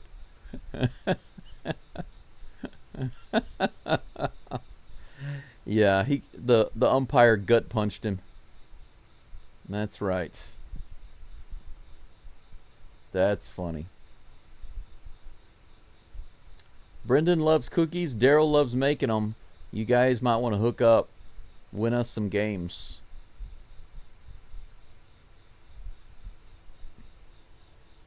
Shrewdly says, after watching Fromber field ground balls, I have found newfound respect for the routine play. Hey, you want to see some... Now, there's one thing that McCullers is good at. If you want to see some amazing defensive fielding by a pitcher, go watch McCullers highlights. That dude is unreal on defense on the mound. Now, I know that he had a bad throw yesterday, but the batter was running in the grass, and they didn't call it.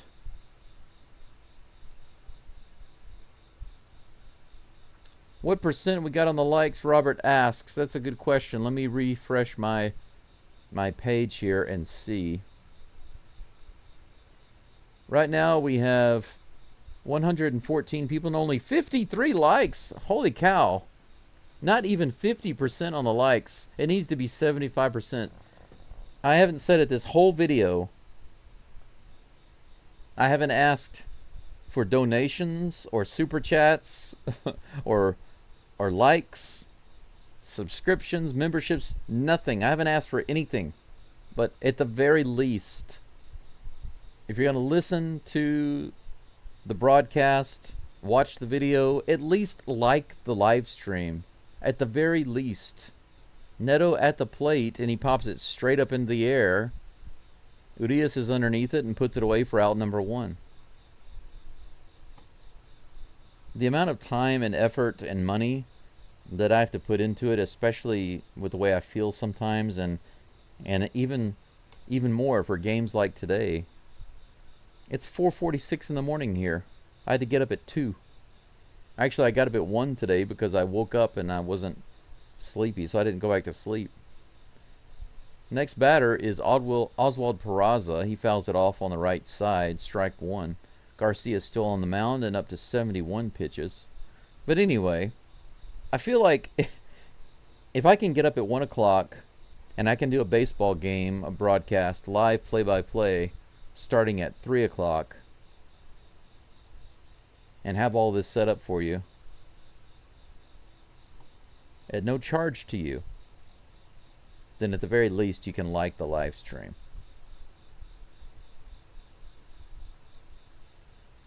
That's the minimal I ask. 75% likes versus the viewers. That's in there for strike 2, 1 and 2 to Peraza.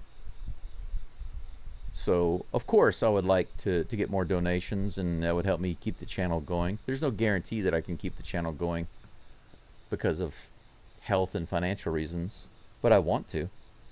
But it's going to have to continue to grow, and something as simple as a like on the live stream will help to ensure that that happens. That'll be a strikeout for Garcia. Called strike 3 on that pitch. Take a look at these performances by Javier, Arrighetti, and Brown. 6 innings pitched, 6.1, 6.0. 0 runs, 1 run, 1 run. And the Astros struggled to win even with those performances. Can you believe it? Caleb Ort is warming up in the bullpen. Mike Trout is at the plate with 2 outs and nobody on. 1-0 is the count. Here comes the pitch. Bottom of the zone. Called a strike. The umpire liked it that time. 1-1. Michael says, leave the video running and go into the other room. Yeah, that's right. Leave the video running. Don't look at it. Go in the other room. Get some snacks. We'll come back. You come back. We'll have 10 runs. 90 miles an hour. Fouled off by Trout. Garcia trying to go fishing.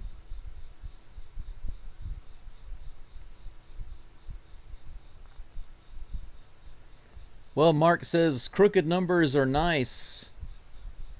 We've been putting up nothing but crooked numbers so far. 1-1-1-1.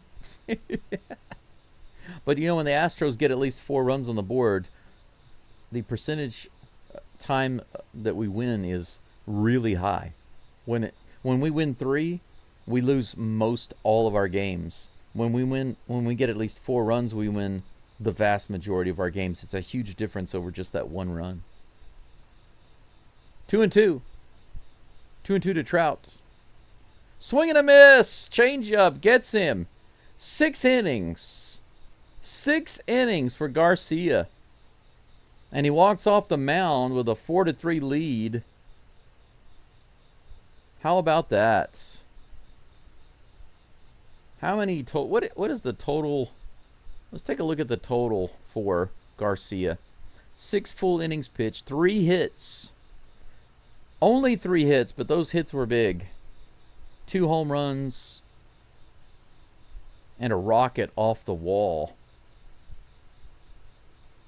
Those 3 hits alone led to the 3 runs, and that happened all in 1 inning. No walks from Garcia. That's 0 walks. 6 strikeouts.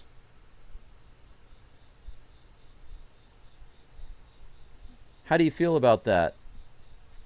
I mean, if you take away the blow-up, if you want to call it a blow-up, just the mistakes in the 4th inning, what an amazing first performance back. You can't complain about that at all, I think. I think you got to praise that. It is. It's a quality start. Absolutely. Quality start. And the Astros are up by 1 run, 4-3. 7 hits for the Stros, only 3 in 1 inning for the Angels. Outside of that 4th inning, they haven't gotten anything. Not even a walk. Yainer Diaz is due up next, followed by Ramon Urias, who's having a great day so far, and Cam Smith. Let's see here. Angel says, I played Little League when I was growing up in Puerto Rico, but I sucked, so my dad put me in boxing and said, how were you at boxing? And how long did you stay in boxing? It's funny that your dad would put you in boxing. My parents kept me away from stuff like that. I wanted to play football. I was a really good receiver. I'm 6'2". Perfect size for a receiver, and I was fast. Had good hands. I really wanted to play football. I wanted to be a receiver so bad. But my parents said, no way. You'll put your eye out, kid. Basically, it was kind of that attitude. You'll get injured. You'll get destroyed. So they wouldn't let me play. Yainer fouls that one off. Yainer does have himself a double today. Let's see if he can add on to that. First pitch is fouled off for strike 1.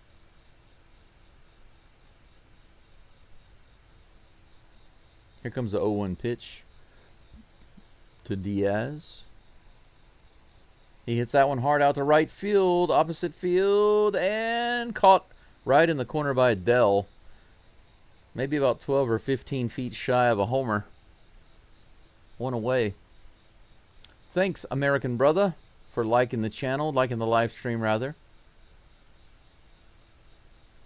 For those of you who are listening in who haven't subscribed, if you're an Astros fan, I would invite you to do so. I do the live play-by-play for every game. That will include the playoff games and the World Series. Oh, yeah, baby. Here's the pitch. High above the zone.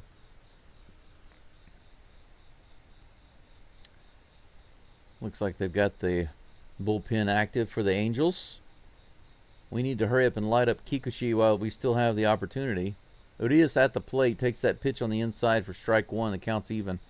2 for 2 today. Let's make it 3 for 3, baby. That's right, Robert. Garcia's cooking with grease.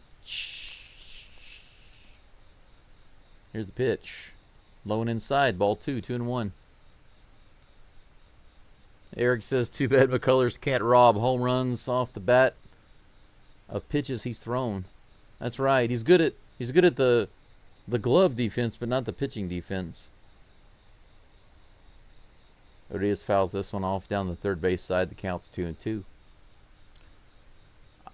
I agree. That's mostly true, Michael. You said only lazy schmucks don't like videos they watch. Yeah, that's mostly true. Now, I've had some people tell me before that they've got the game on their TV and there's no way to like it, and they have to actually go get their device and log in order to like it. We can debate whether or not that's lazy, but you know, no comment. I won't say anything either way. Swing and a miss in the dirt. Urias, 2 for 3 today. First time he's been retired by Kikuchi, and that's 2 outs. 92 pitches for the Japanese All-Star. Yep, that's free. Doesn't cost you anything. Just like the live stream. Daryl's right. Listen to the Cookie Man. Here is the next pitch. Cam Smith at the plate takes that first pitch high. 1-0. Yeah, shrewdly, I feel like it's kind of like a funnel, right? Everything at the top swirling around, but as that gets closer to the bottom, it starts to consolidate, stabilize. 94 miles an hour, too far inside, 2-0.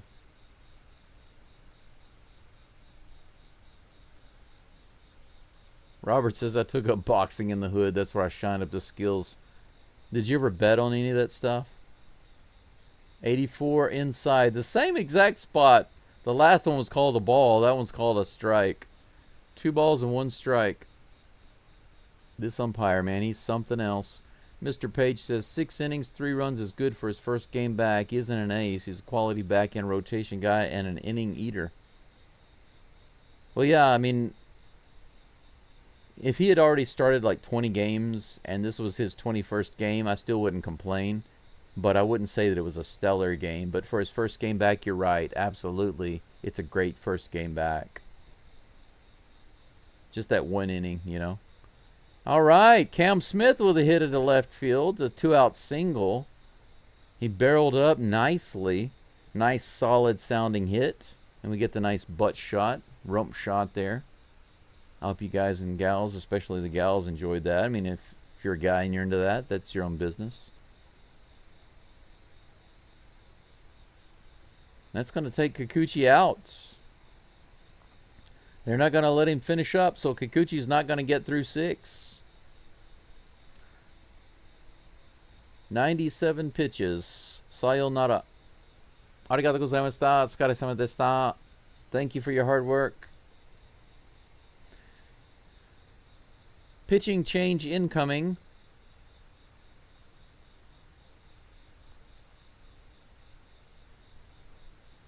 Mauricio Dubon due up. We'll see if the Astros stick with Dubon or they make a change. We'll see.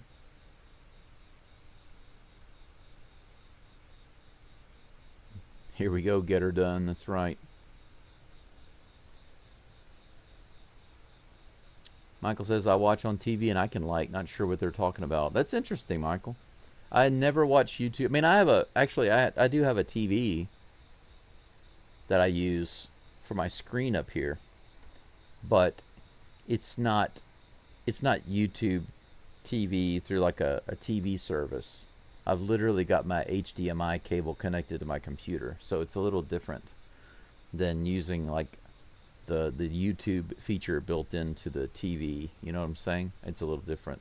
Maybe it's just a different setup, because I've been to some hotels before where they have YouTube on the screen, and it's a little tricky to kind of log in. But once you get logged in, honestly, I don't know how to like a video whenever I'm logged into YouTube at the hotel on a TV. I don't know how to log in. I mean, I don't know how to like a video, so I just kind of accepted it as a legitimate excuse as to I have to take a few extra steps to get my device and like it. I mean, we could debate on whether or not it's lazy or not, but you know, I'm not in everybody's shoes. So maybe for some people it's a little too challenging or too time consuming or whatever, or they're busy, or they're at work, or whatever they're doing, they can't do it. Chase Silseth is on the mound for the Angels.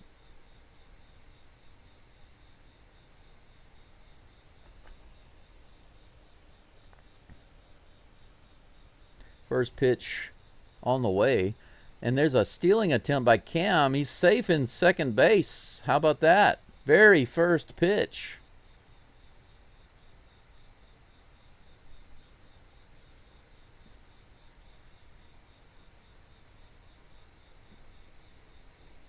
The new pitcher comes in on the very first pitch.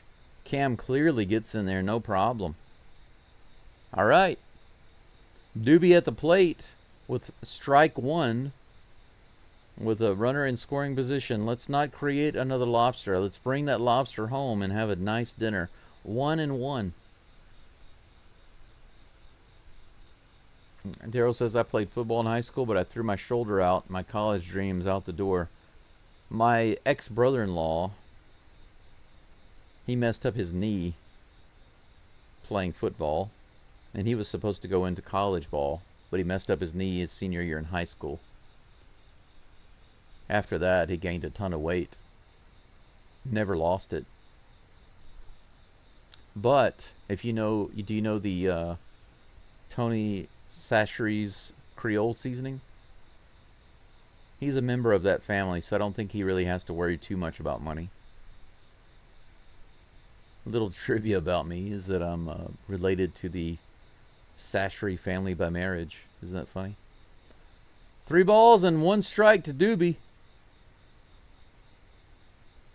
Chase struggling to get some balls in the zone. Timeout call by Doobie. Steps out of the plate. Or he steps out of the plate. Yeah, man. Doobie is such a good batter. He just stands on the plate. Can you imagine? What's the rule about that? Can you stand on the plate whenever the pitch is thrown? Is that possible? Or do you have to actually be in the box? Too far in. Ball 4. 5-pitch walk by the reliever. Now we have runners on first and second. Maybe he doesn't care too much. He has 2 options for a force out. Jeremy Pena comes back to the plate. We have an opportunity to put 3 more runs on the board with 1 swing of the big old fat bat of the Flash. Here's the pitch. Jeremy Pena hits it hard out to left field. Is it going to get down? Yes, it does. Absolutely, baby. Cam Smith easily scores.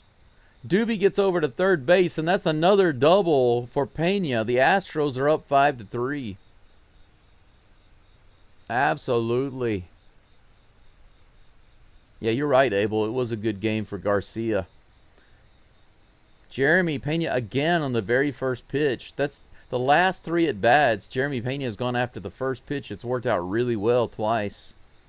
But even when he got out on that last at-bat, it was still a nice hit out the outfield.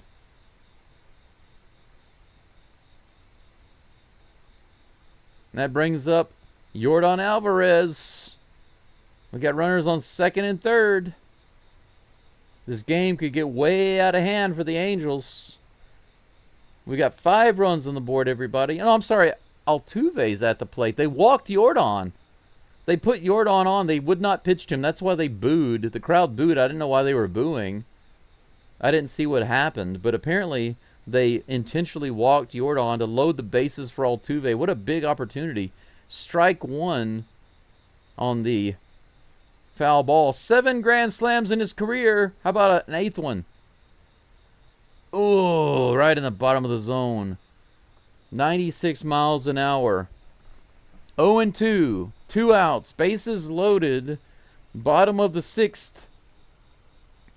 Jose Altuve at the plate.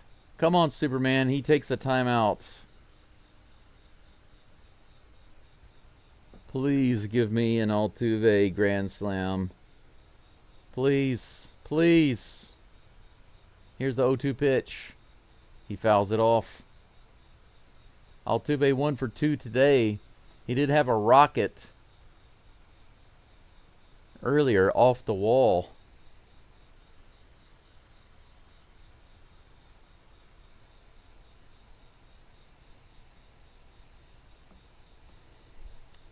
It wasn't too much of a diss. I mean, Jordan is the power hitter. That's true. Here's a 0-2 pitch to Tuve. Fouls it off again. 86 in the top of the zone. The Swiffer.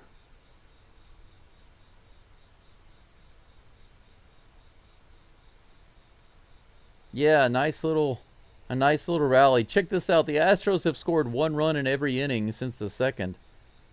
But man, 4 more right here from Altuve would just make my month.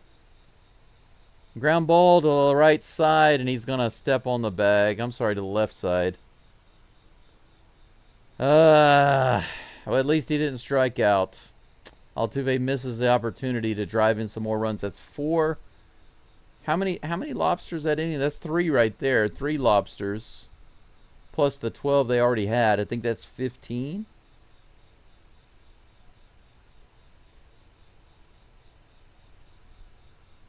Let me double check.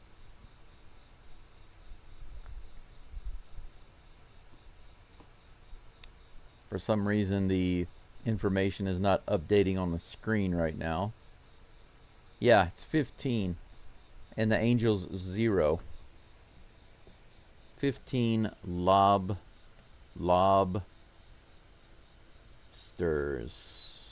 15 lobsters.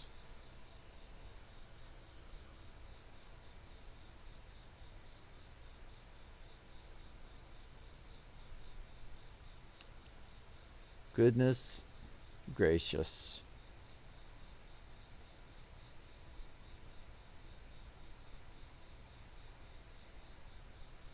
I've got an acronym for that. I'll show you guys.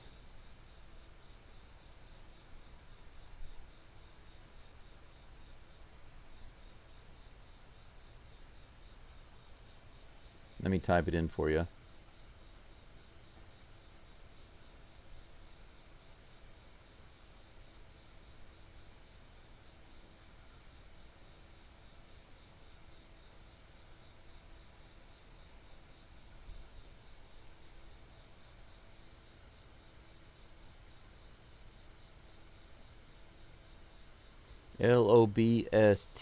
Lobster. There we go. Lobster.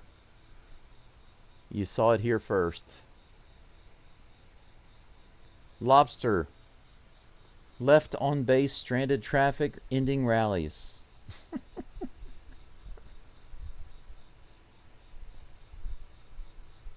Stranded traffic. Notice it's not stranded at the end of the inning. It's just stranded traffic.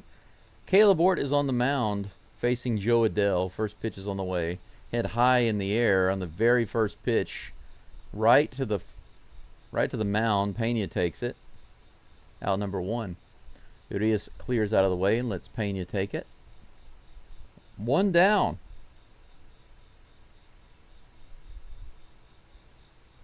Good old Caleb Ort. Let's see if he can get her done here in the 7th for the STROS. Second pitch on the way. 1 down. Luis Rengifo takes an early timeout at the plate. He wasn't quite ready. That's right. Orange lobster, more like it, Robert. Here's the pitch. 90 miles an hour right in there, strike one. Come on down to Houston. Blue crabs and orange lobsters. We ground out in a strikeout today for Rengifo. Fouled off. 0-2. Captain D's with this anemic offense. Captain D's. Should rename to Red Lobster Park. I'd go for Orange Lobster Park. It almost matches up with Minute Maid. 96 high. They say he doesn't swing. 1-2 is the count. Yeah, the pitcher probably would have been upset about a slam, but Kikuchi still winds up getting an earned run because of that run they got in the inning. There we go. Caleb Ort with a nice Swiffer. They throw it down to first base because he takes off running. Good on you, Rengifo. You gave it the old college try. You struck out, but you ran to first. Good for you. You didn't walk off the field like a loser. But that's out number 2. Travis d'Arnaud comes to the plate. 2 down. Here comes the pitch. Fouled back. 97 up and out. Strike one. Eric says maybe we should be the main Astros with all the lobsters. We could even put a tank behind home plate like in Miami. Full of lobsters. Yes, right. We should just fill them full of orange lobsters. Swing and a miss. 97 up and in. 0-2. 97 MPH, baby.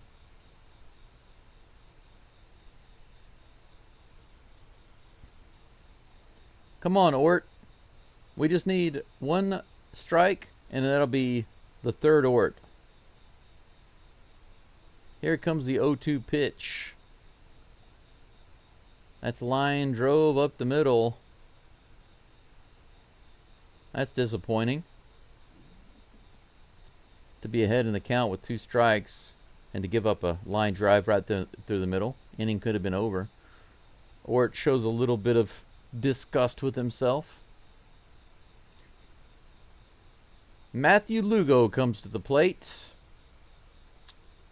We are into the bottom of the batting order now. Strikeout and a pop out today for this guy.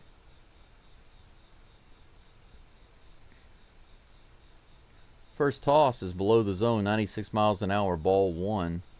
d'Arnaud is the first guy in the middle to lower part of the batting order to get a hit today. Nobody below 4th. The cleanup spot has a hit until now. Swing and a miss. 1-1 is the count on the Swiffer. Yeah, it's nice to see Ort doing a little bit better, Brendan. He gave up the hit there, but, you know, it happens. Here's the 1-1. Another Swiffer, but outside, 2-1. Yep, you're right, Robert. Only up by 2. We had the 2-run lead earlier. But like I said, we get 1 run every inning. We still have 3 more innings to play. Here's the toss. Bounced foul. 2-2. Let's check the likes. Did we get over 100? Should be. No. Oh, it's terrible. 77 likes, 141 people. So the views have gone up, but the likes have not gone up so much. Swing and a miss. 87 miles an hour on another Swiffer. This one below the zone. He picks up the K and gets the third Ort. 3 Orts. 7th inning stretch is upon us.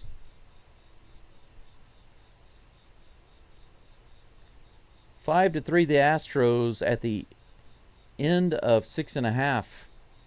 9 hits for the STROS, 4 for the Broken Fallen Angels. Up by 2 runs, 5 to 3. Carlos Correa is due up in just a few moments, followed by Christian Walker and Yainer Diaz. Make sure you like the live stream, it's actually pretty low. 142 people watching, listening in right now, and only 73 likes. That's terrible. That's barely half. That's barely 50%. That needs to be over 100 likes. Should be at 75% likes. So I'm not really quite sure why nobody is. I say nobody. Why the majority isn't liking the live stream. I feel a little bit confused. I feel a wee bit confused.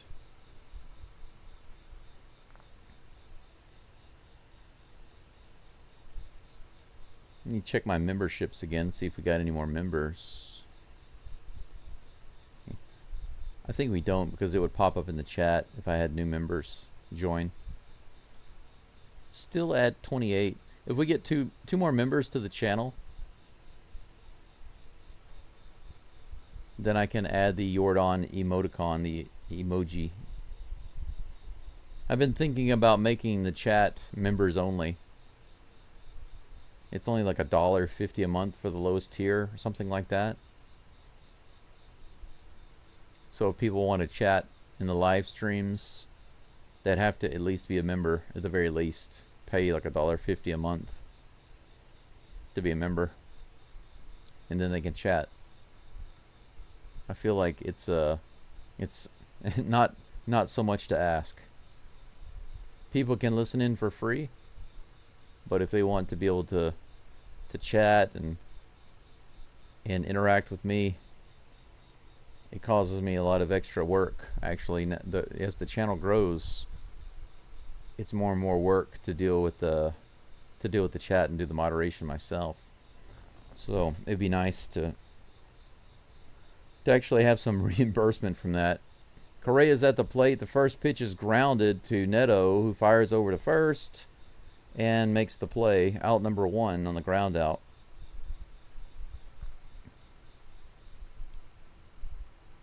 Hey Pam, long time no see. Good to see you here. How are you doing? I trust you're doing well. I've been wondering about you. Glad to see your name pop up in the chat. Michael says these folks are lazy. First pitch just below the zone to Walker.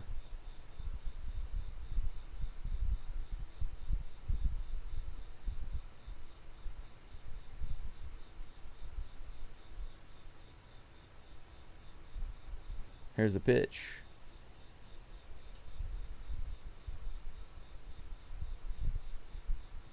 Gregory says coffee time.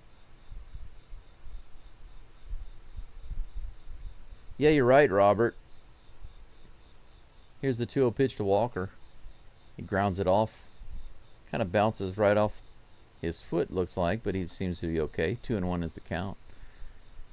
Robert says, I remember when we had 145 viewing and 109 likes. Yeah, that's the way it's been. I don't understand why it's suffered so much recently. It makes me wonder if we just have a lot of people listening in who are Angels fans. They don't subscribe. They're just listening in and watching, but they don't subscribe. They don't like. They just want to see the highlights and stuff. It's possible. 3 balls and 1 strike now to Walker. Here comes the toss. Right in there, 98 miles an hour. Strike 2, full count. The new pitcher, by the way, is Ryan Zephyrdon. I forgot to mention that. I need to change his name on the screen.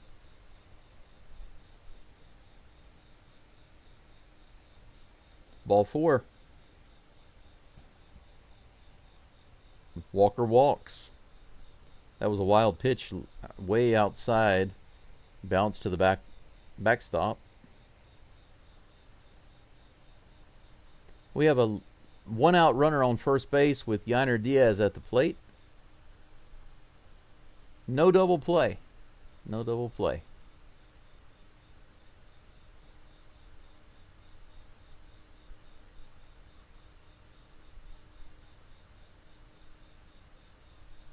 Here comes the next pitch. Fouls it off. 0-1 is the count.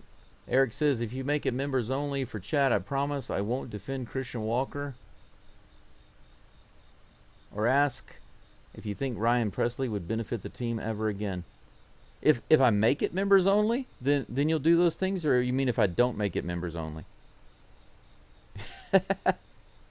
Because it sounds like if I make it members only, then you won't do those things. That's what you're saying, but I think maybe you meant it the other way. If I don't do it, then you won't do those things. 1 ball, 1 strike to Diaz. Here comes the... Nope. I thought he was about to deliver the next pitch, but instead he threw it over to first base. Walker is back. Caesar, welcome in. Good to see you. Go Astros indeed. Here's the pitch. 98 up and in, fouled off. I think my Nightbot hasn't said anything in this chat. 1 ball and 2 strikes to Yiner with that foul ball. I see. Bronchoscopy. Yeah. Definitely wish you nothing but the best. 99 fouled off by Yiner. Count remains 1-2. Speaking of catchers, they just said that Caratini should be eligible to play by Wednesday. He'll be off the concussion protocol list and good to go. That's in the dirt. Outside, 2-2.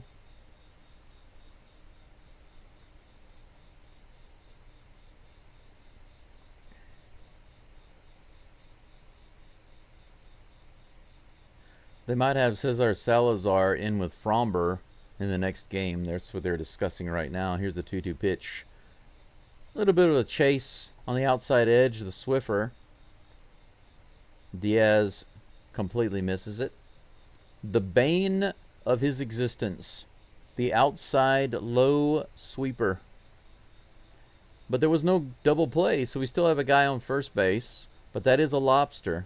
That counts as a lobster for Diaz, who probably leads the team in lobsters. Ramon Urias at the plate. They throw over to first base again, but Walker is back.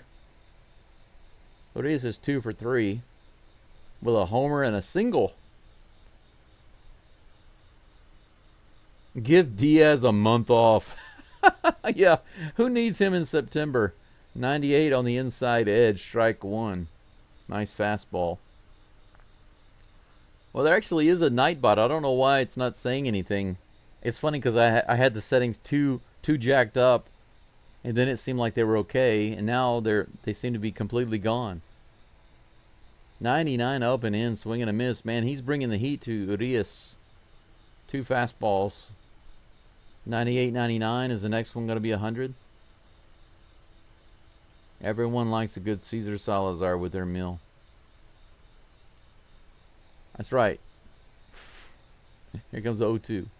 99 again, fouled off. Yeah, he's just trying to blow it by Urias. Magnum PI in the dugout. Or why do I always say that? In the bullpen. Can you imagine the chaos that would cause? King, can't you warm up out in the bullpen? Why are you warming up in the dugout? I feel the warmth around you guys. I feel the love. It's too lonely out there in the bullpen with just a pitching coach. 0-2 is the count to Urias. Walker on first.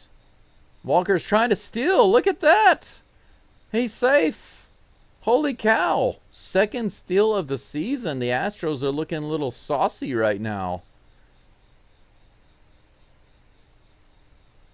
Wow. Can you believe that?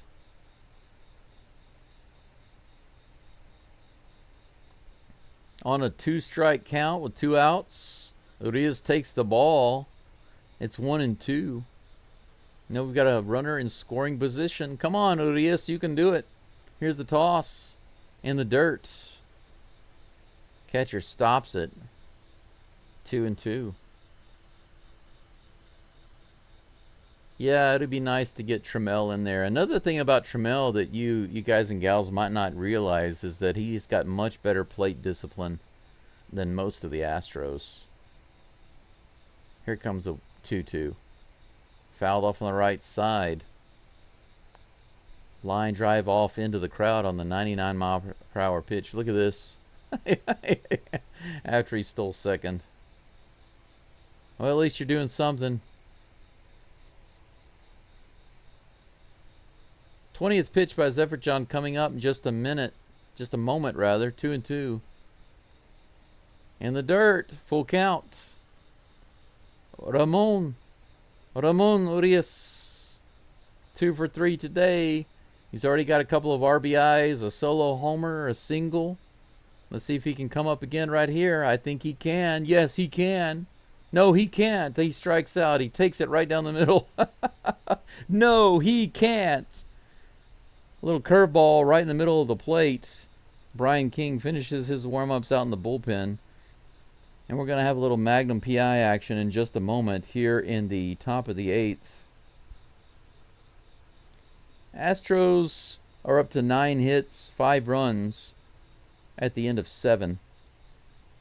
The Angels 4 hits, 3 runs.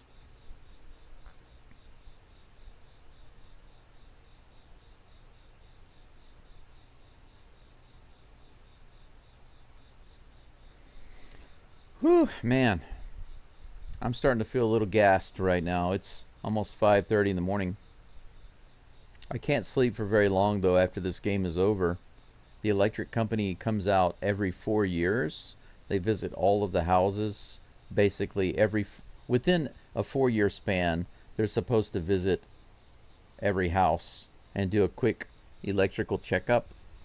If you're not at home or you're not available, then they only check the wiring on the outside and the connections to your house. But if you're home, they can come in and check the circuit box, the circuit breaker, and some outlets and give you an idea of the safety, anything that might need to be replaced. And these are just recommendations. They're not requirements. But it's optional.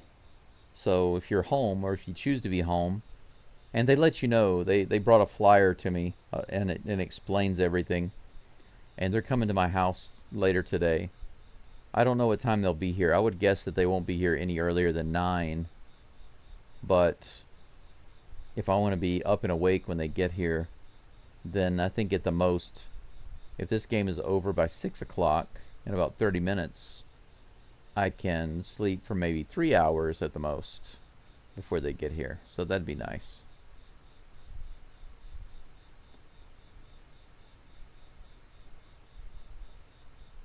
Yeah, Trammell does hustle, that's true. He wants... I think Trammell acts like he wants that bag.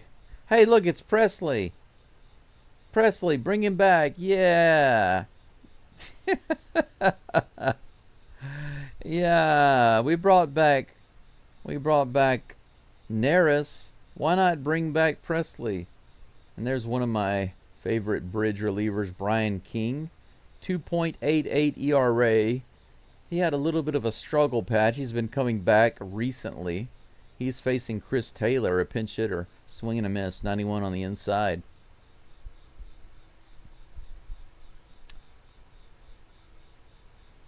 Yeah, Michael says, with that curve, you're either dialed in and ready, or you look like that. That's true. Strike 3, right? Stole that base like a boss. Yeah, he did. Only second of the season. That's funny, though. Here's a pitch. Line drive shot right at Correa, right into the glove, baby. That's what you call good D. A, B, C, D. Okay. League leaders, lowest ERA in September since 2022.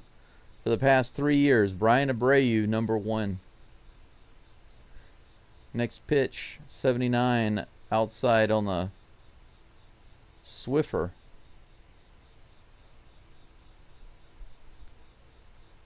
Logan O'Hoppe? is in as a pinch hitter. That's a strike. 1-1 is the count.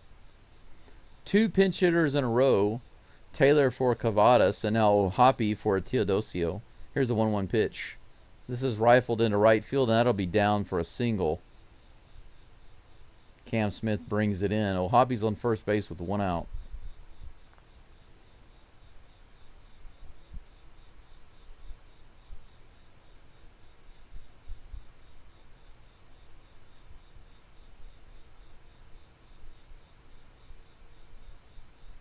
Mark says, I hope you don't go to members only. I'm like you on disability, limited disability, can't afford any extras. The only way I could be a member is for one to be gifted to me. I get you. Here is the pitch. That's crushed to left field all the way out. Woo, man. Less than a foot, maybe. Zach Neto almost does it again. That ball was just to the left of the foul pole. Look how close this was. And the person right in their glove and right out. He had the glove right there, caught it and missed it.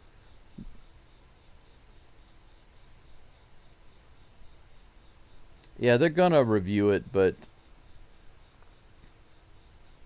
it was clearly foul. Yeah, it was clearly foul.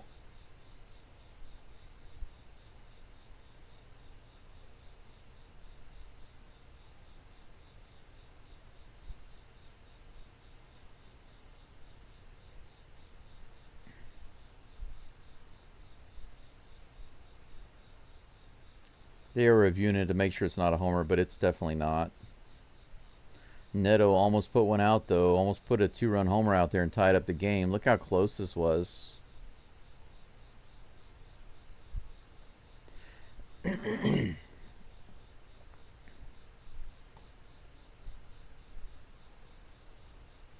It's confirmed foul ball, of course.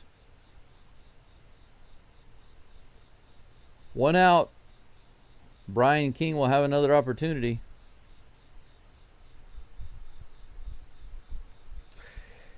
Well, yeah, I understand what you're saying, by the way, Mark, about the limited disability thing, but I think $1 a month, $1 a month is not too much to ask. 92. Whoo, right on the outside edge, called a ball. Could have gone either way. That nicked the edge of the plate. 1 ball, 1 strike. That's the line drive right at Jeremy Pena, who makes a diving catch. Look at that. Nice. 2 line drive shots, 1 to Correa and 1 to Pena. Neto goes down on that line drive. The Flash is able to nab it. Look at this. Boom, baby. 2 away.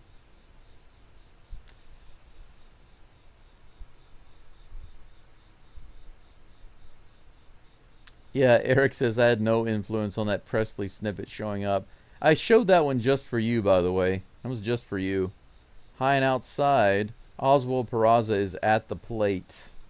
Runner still on first. 2 outs. 1 ball, no strikes. Pam wants to know if there's anything wrong with the electrical in my house. Well, I really don't know if there is, because this is a very old house. When this house was originally built, there was no electricity. And then later on, they added some electricity. You know those old black wires that are held by the porcelain pieces? That was the original electricity that was installed. And then later they added wires after that. And then they added more wires later on. So this house has had 3 different sets of electrical wires installed over the past 200 years or so. And yes, my house is about 200 years old. But like I said, originally when it was built, there was no electricity. So they had to add the wires. But I'm sure that there's some wires that are not good. But the good thing is that if there are any issues, they will probably find them for me. A bouncer up the middle. Look at that play. Urias makes a good defensive play by getting that hopper up the middle. And he gets the hopper and throws out Hoppy at second base. So Brian King gets the lucky break there. He avoids the homer by Neto with the one hit. Astros still up 5-3 going into the bottom of the eighth.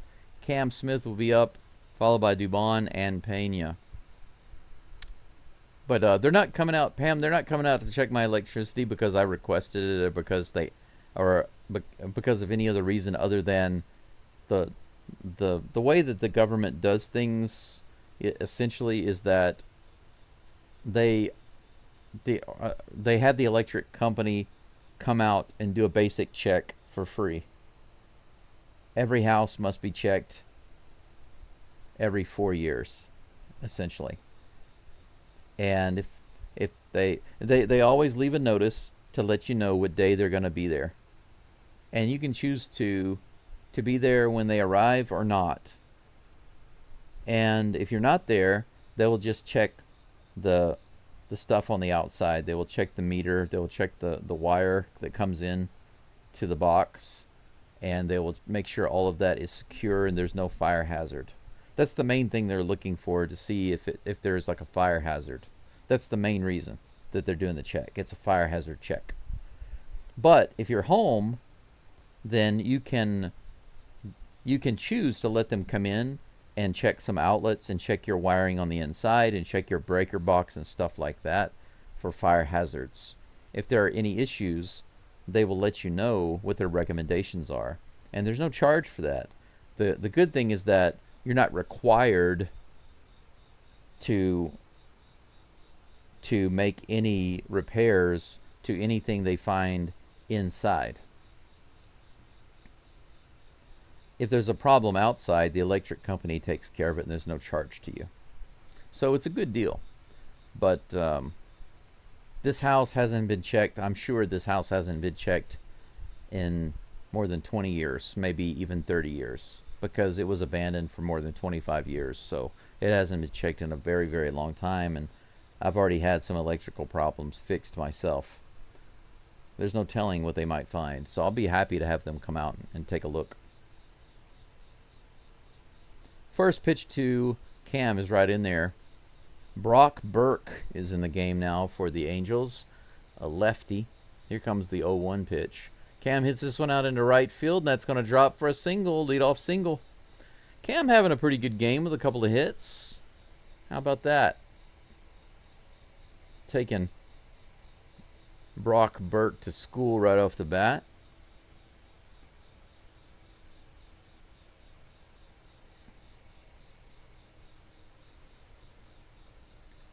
And that brings up Mauricio Dubon.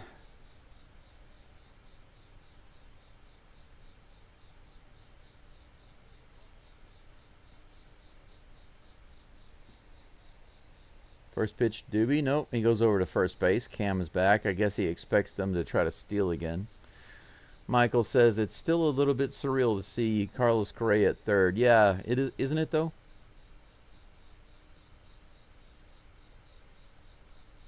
Yeah, I understand that, Pam. For me, it's a combination of things. I'm not allowed to work. I could do some online work. I have the ability to do some online work, and I have opportunities to do some online work, but I'm not allowed to under this visa. I'm not allowed to do any work. I'm allowed to do YouTube, and that's it. 95 lower inside. The amount of money that I get from my partial disability comes out to about $300, maybe $350 a month. So it's almost nothing. It's not nearly enough to cover my expenses. So maintaining my YouTube channel, paying the internet fee, and I'm still paying off 2 credit cards that were maxed out because of medicines and treatments and scans and things like that over the past 3 years. So that's fouled off. Count remains 1-2 to Doobie. So just my debts are actually higher than the disability I get. So the little bit of money that I get from my YouTube channel right now, which last month wasn't Wasn't too much. I had some donors give to me, which was really awesome. And this month I've had some donors give to me. But all of the money that I made this month through YouTube, I won't get until the end of next month. So I have to wait for that. This month was much better. Still not great, but it's going to be a big help. Here's the 1-2. This is fouled off again. Stays 1-2.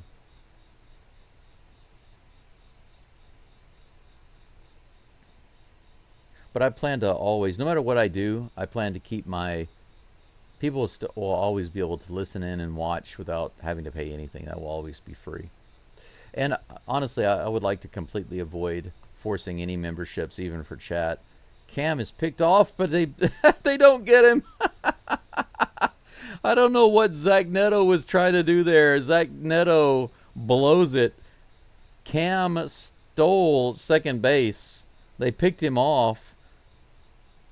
Brock Burke, the pitcher, threw it over to first base. You can see it happen here. He steals. They pick him off. They throw it to second. The second baseman is waiting on the ball. Neto, look at Neto. What?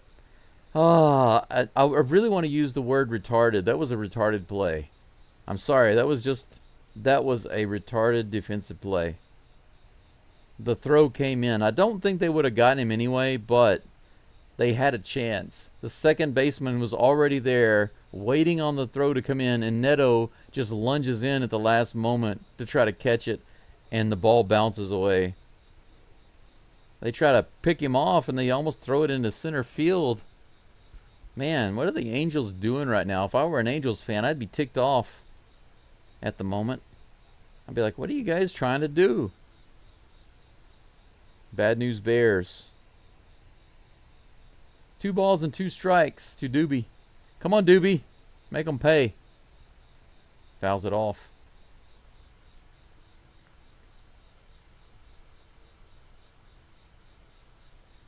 Yeah, Ohapi's not a bad player, Michael. You're right. Yeah, Mark, I really do appreciate that. Because like I said before, I've said it over and over again, just liking the live stream is a big help because it broadens the audience. If the likes don't get up to at least 100, then YouTube is going to assume that I have not as much interest in the video. So here's a 1-2. That's hit high in the air. And I'm sorry, that's a 2-2 pitch. That's going to be caught in foul territory. Cam has to stay at second base, and that's 1 away.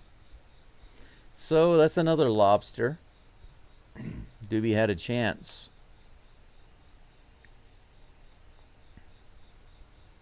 Jeremy Pena comes to the plate. Having a really good day today.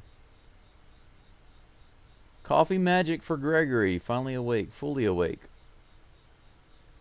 Gold glove, stolen base. That's right. But yeah, Mark, I do appreciate it. Anybody who comes into the chat and is reminding other people to like the channel and subscribe is much appreciated. I really do appreciate that. It does help. Even if there's no money involved, it does help. 97 in the bottom of the zone to Pena. Strike 1.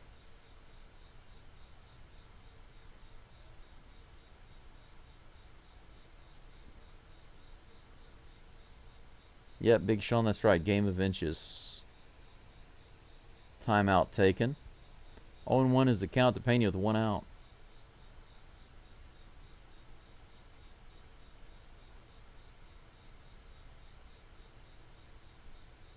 Here's the pitch. Swing and a miss.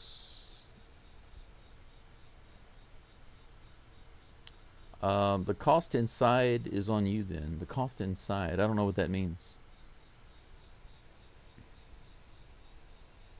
Here's the pitch.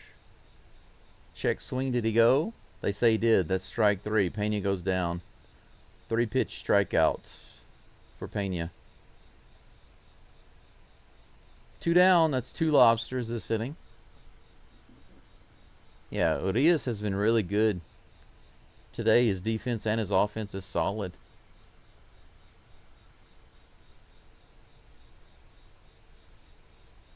They're going to have a little discussion on the mound about Jordan. Looks like they're actually going to pitch to him. So they got lefty on lefty, so Still got to have a little talk. They're not going to walk him, but they're going to talk about him. It would be nice for him to put a couple more insurance runs on the board, though.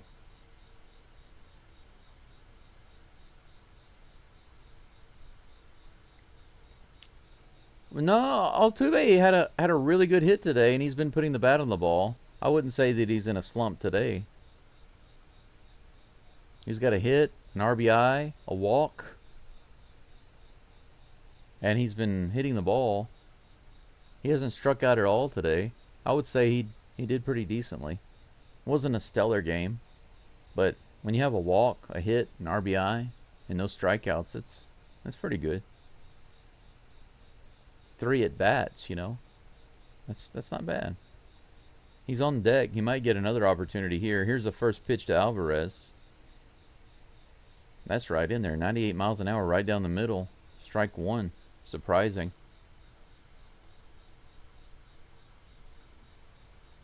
Pam, that's unfortunate. My grandmother had part of her lung removed, but that was because of smoking. She had lung cancer, couldn't stop smoking. 99 above the zone. 1-1. This is a true story in Houston, actually. She was in the hospital, and after surgery, after she had part of her lung taken out, she called one of her co-workers, because nobody else would do it. Her friends and her family wouldn't do it. Opposite field, it's going to be all the way out, and that's going to score another run. Heck yes. Cam Smith books it all the way home and runs all the way through home plate and goes straight into the dugout super fast. I love how Cam Smith does that. He doesn't stop running until he gets home. He gets all the way back to the dugout. Jordan with a nice rip single opposite field. 98 miles an hour. He tried to blow it by him. I don't know what the strategy there was. He almost hit Cam Smith. I really don't know what the strategy was, but they threw nothing but fastballs to Jordan, and he made him pay.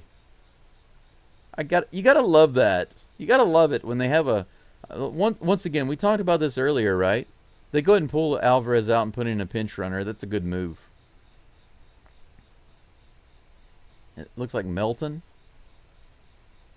Jose Altuve gets another opportunity at the plate. First pitch on the way, high and outside, ball 1. Runner on first, 2 away, 6-3 Astros.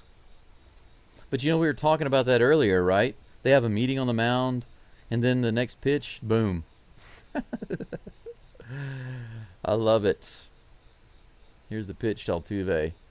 89 on the outside edge. 1-1 is the count. That was great.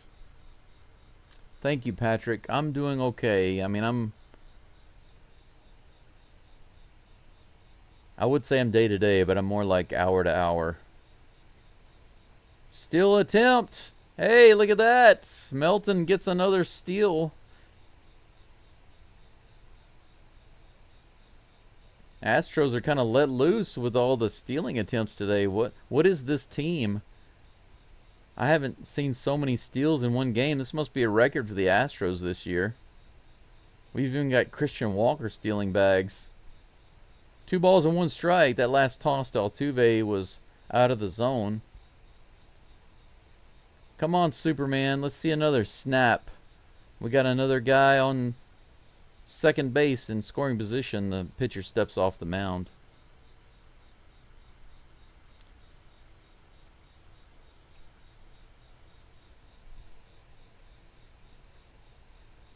Bam, I wish that I could just give you a complete healing. More than anything, I wish I could. That's one of the things I've always wished I could do. People ask, what superpower do you wish you had? Mine is always the power to heal people. The power to heal anybody. That would be my superpower.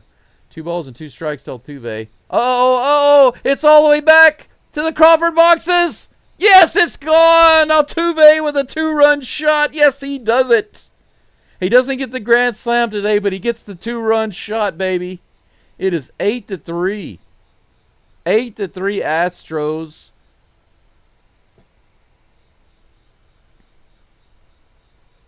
There we go. In the bottom of the 8th, the Astros come unglued with Superman's snap. Altuve pulls out the infinity glovelet and does a little snap, waving to the crowd and then having a little party. You can't even see him. He just disappears when he goes into the dugout. How about that? No lobster. Altuve goes fishing and comes back home with the lobsters. That's right. He brings the lobsters home. That's what I'm talking about. First pitch to Correa. Swing and a miss. 8-3. 12 hits for the Astros this game now. Here's the toss. Low and outside. 1-1 to Correa. Brendan, I would say he's had a decent amount of walks. Maybe 5 or 6. Including the intentional. Maybe 7. I'm not sure. Something like that. I'd have to double check those stats. Here's the 1-1 pitch to Correa. Fouled off. 1 ball and 2 strikes.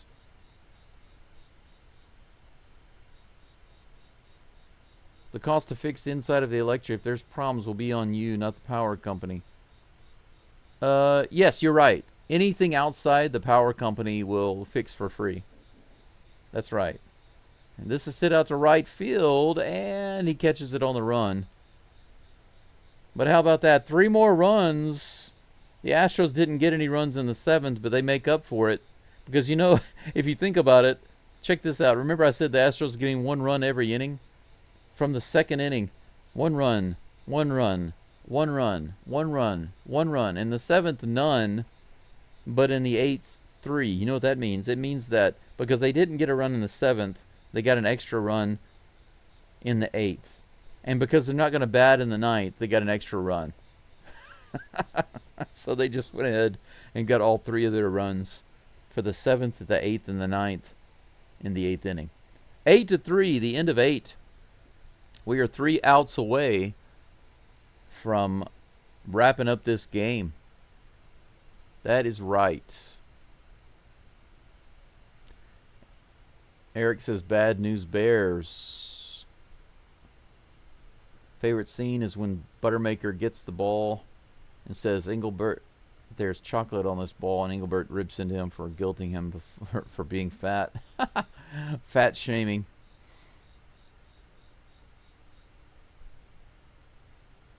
Yeah, but the good thing is, Pam, I will say that the good thing is that if there are any problems on the inside, if there are any fire hazards or issues with the wiring, they will make recommendations, but they are not requirements. And that's very important to me, because if I let them come in the house and they say, hey, you have to fix this, it's a fire hazard and the government requires you to fix it. Well, I don't have the money to fix that. There's the Altuve homer.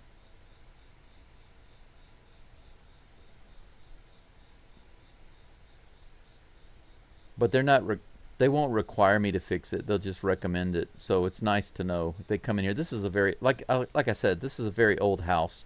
All of my electrical outlets are drop lines. They ran the electric wires into the top of the house, and then they run them to like one outlet to each room. And then they run a drop wire, and they screwed an outlet to the posts. I don't have any walls. I just have sliding doors. There are no walls in this house, not really. 82 miles an hour. Craig Kimbrell is in the game now for the Astros, pitching the 9th inning.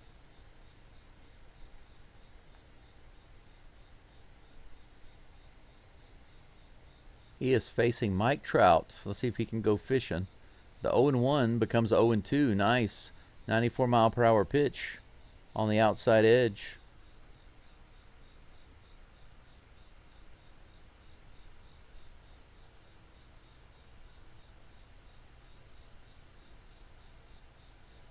Landon, keep dreaming there, buddy. We got a stanky in the chat. What are the wankies doing in here? How about that? That's right. That's right, Abel. 1 ball, 2 strikes to Trout. Come on, Kimbrell. Nice. 95. Swing and a miss. Gone fishing, says Kimbrell. He hooks himself a nice big old trout for out number 1. Trout one. One trout. 2 more trouts. And the game will be finished. That's hilarious, Michael. As soon as, yeah, is it any coincidence, he says, as soon as a Yankee fan joins the chat, Altuve hits a home run. Shades of things to come, right? Shades of things to come. Nightmares past. Shades of the past. Foreshadowing of the future. 1-0 to Joe Adele. 94 in the zone, fouled off. The count is 1-1. Just in time for Who's Your Daddy and Superman Altuve. Yep, series is going to be tied in just a couple of outs. Just a couple more Orts. A couple more Trouts. Here comes the 1-1. 94 at the bottom of the zone. Oh, man, that was not called a strike. 2-1.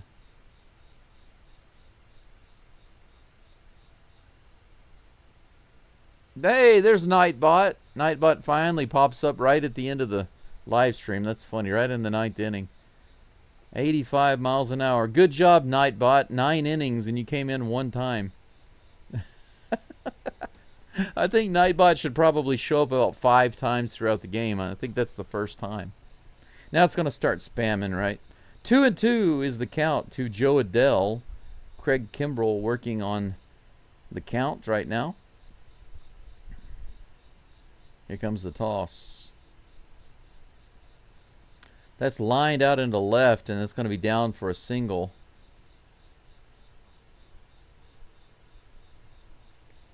Second base hit of this game for Adele.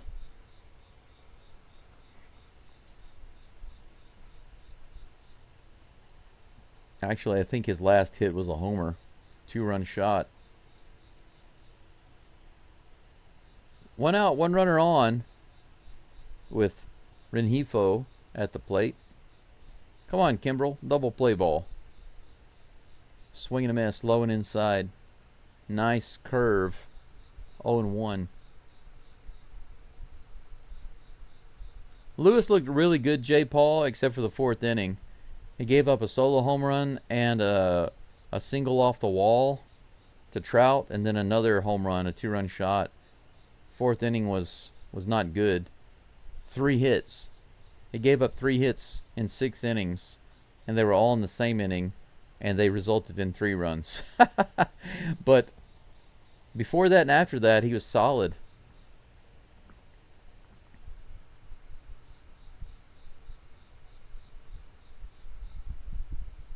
Hey, J. Paul says 100 likes. Nice. Good to see that. Thank you for liking the live stream, everybody. Getting it over 100 likes finally. That's high. 1 ball, 2 strikes to Rengifo. I'm going to refresh it and see where we are on views and likes right now. 100 even. 93, just too far inside. 2 balls and 2 strikes. Yeah, it's still not as high as where it needs to be, but it's much better. 148 people watching, listening in, and 100 likes. That's much better. Here's the pitch. 2-2. Knuckle curve misses, low and inside, full count. The Lobsters have come home to roost. Yes, they have. What?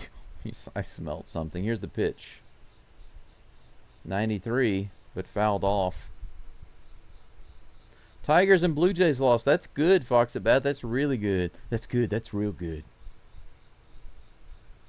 That's the thing. Judge, Ohtani, Trout, all of these guys. None of these big name hitters do well in Houston. That's a fact. But that's the hilarious thing, Mr. Page. That you pointed that out is hilarious. Altuve is the smallest player in MLB, and he completely owns all those teams. And yet their big name, big budget players come in here, and they can't perform against the Astros. That's another hit through the left field side. Back-to-back singles. Now we have 2 runners on. Kimbrell having a little bit of trouble. I wonder how long they're going to keep him in. I had bigger hopes for Kimbrel. He hasn't been a disaster, but I mean, he definitely shows signs of being a veteran. He's still got a little bit of heat on the ball. They're going to have a little meeting on the mound. But unfortunately, he's just been allowing too much base traffic. I think the other day he had 2 runners on. They pulled him out. Look at that. Brian Abreu is going to start warming up in the bullpen. Are you kidding me? We're up by 5. The Astros commentator said, can we send Kimbrel out there to ask him which pitch do I need to get a ground ball? Kimbrel is more of a veteran than Abreu is. He should know which pitch to throw. It's kind of silly. I understand that Abreu is awesome right now, but Kimbrel is older. He's past his prime, but he is a veteran. He knows what to throw. The question is whether or not he can actually execute. 92, hit foul on the right side. That's strike 1 to Travis d'Arnaud.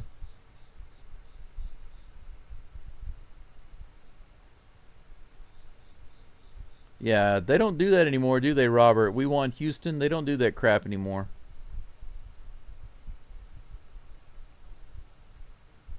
Here's the pitch. 1 ball, 1 strike.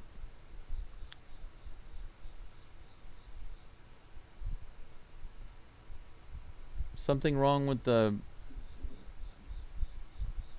Oh, yeah, I think I saw that the other day. Yeah, Brendan, I saw that about the uncle the other day. That's unfortunate news, you know. It just... Like I said, I suffering, disease, illness. These things bother me on a deep level. I think that's why... It's one of the main reasons why my body broke down so fast. I'm a sensitive guy, and people suffering and negative emotions around me and all that stuff, it really gets to me. That's why I have a very low tolerance for it on my channel. 2 balls and 2 strikes to d'Arnaud. Here's the toss from Kimbrel. Strike 3, baby. 84 in the bottom outside edge of the zone. Good toss. Umpire rings it up properly. That's out number 2. 2 runners on, 2 outs. Look how beautiful that was. The knuckle curve. There we go. Execution. He knew which pitch to throw. Just a matter of doing it. That's all. Just a matter of doing it. That brings up Matthew Lugo. Another strike. 94 at the top of the zone. 2 more Trouts. No, actually, we got 2 Trouts. We just need 2 more strikes. Yeah, you're right, Paul. If Kimbrel can get out of this, I'll be satisfied. Swing and a miss. Nice knuckle curve in that same exact outer edge spot. 1 more pitch. He takes a big deep breath there. 24 pitches for Kimbrel. 2 runners on, 2 outs. The crowd comes onto their feet. Some mild cheering. He fakes a throw to second. I guess he wanted a break.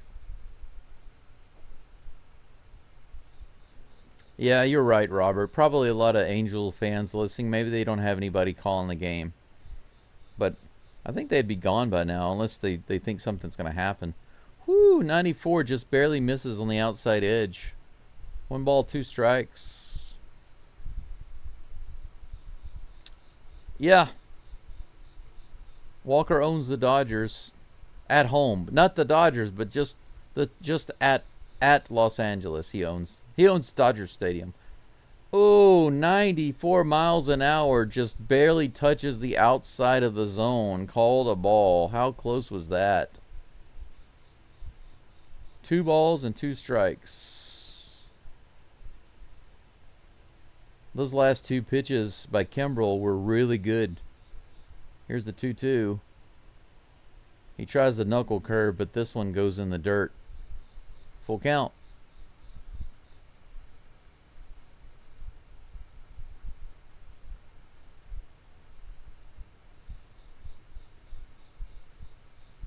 Yeah, I agree with you, Pam. I think we don't need Abreu. I don't even know why they have him warming up out there. I think that's silly to have him warming up. We're up by 5 runs. Here's the pitch.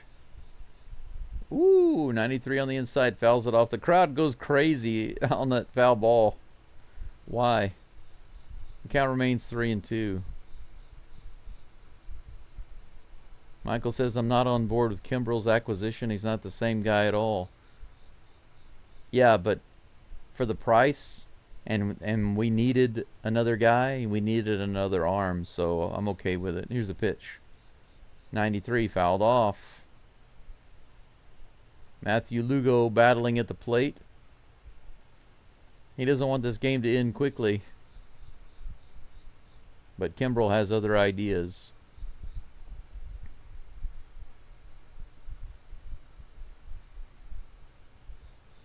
Abel says, out of the whole game, I was liking when Neto tried to make a big play and ended up. You're talking about that play at second base? Yeah, that was ridiculous. That one was really funny. I love to see him make stuff like that, make these mistakes. Towards short. Pena grabs it, throws it over to first base, and Lugo goes down after that battle at the plate. The ground ball is picked up by Pena, and that's it. Out number 3. So Kimbrel gets out of it. He allows a couple of singles, but then he comes back to get the final outs and gets her did. Astros win this game 8-3. 12 hits for the Astros, 7 for the Angels. Astros tie up the series, thankfully. But this game was the best game by far of the 4-game series. I'm glad that they ended it this way. It would have been so disappointing for them to start off this way and then end on a down note. But that they got better and really took off. Luis Garcia gets the win in his first return. How about that? 28 months no pitching in the MLB for Luis Garcia. In his first game back, he gets the win. Good for him. Good for him.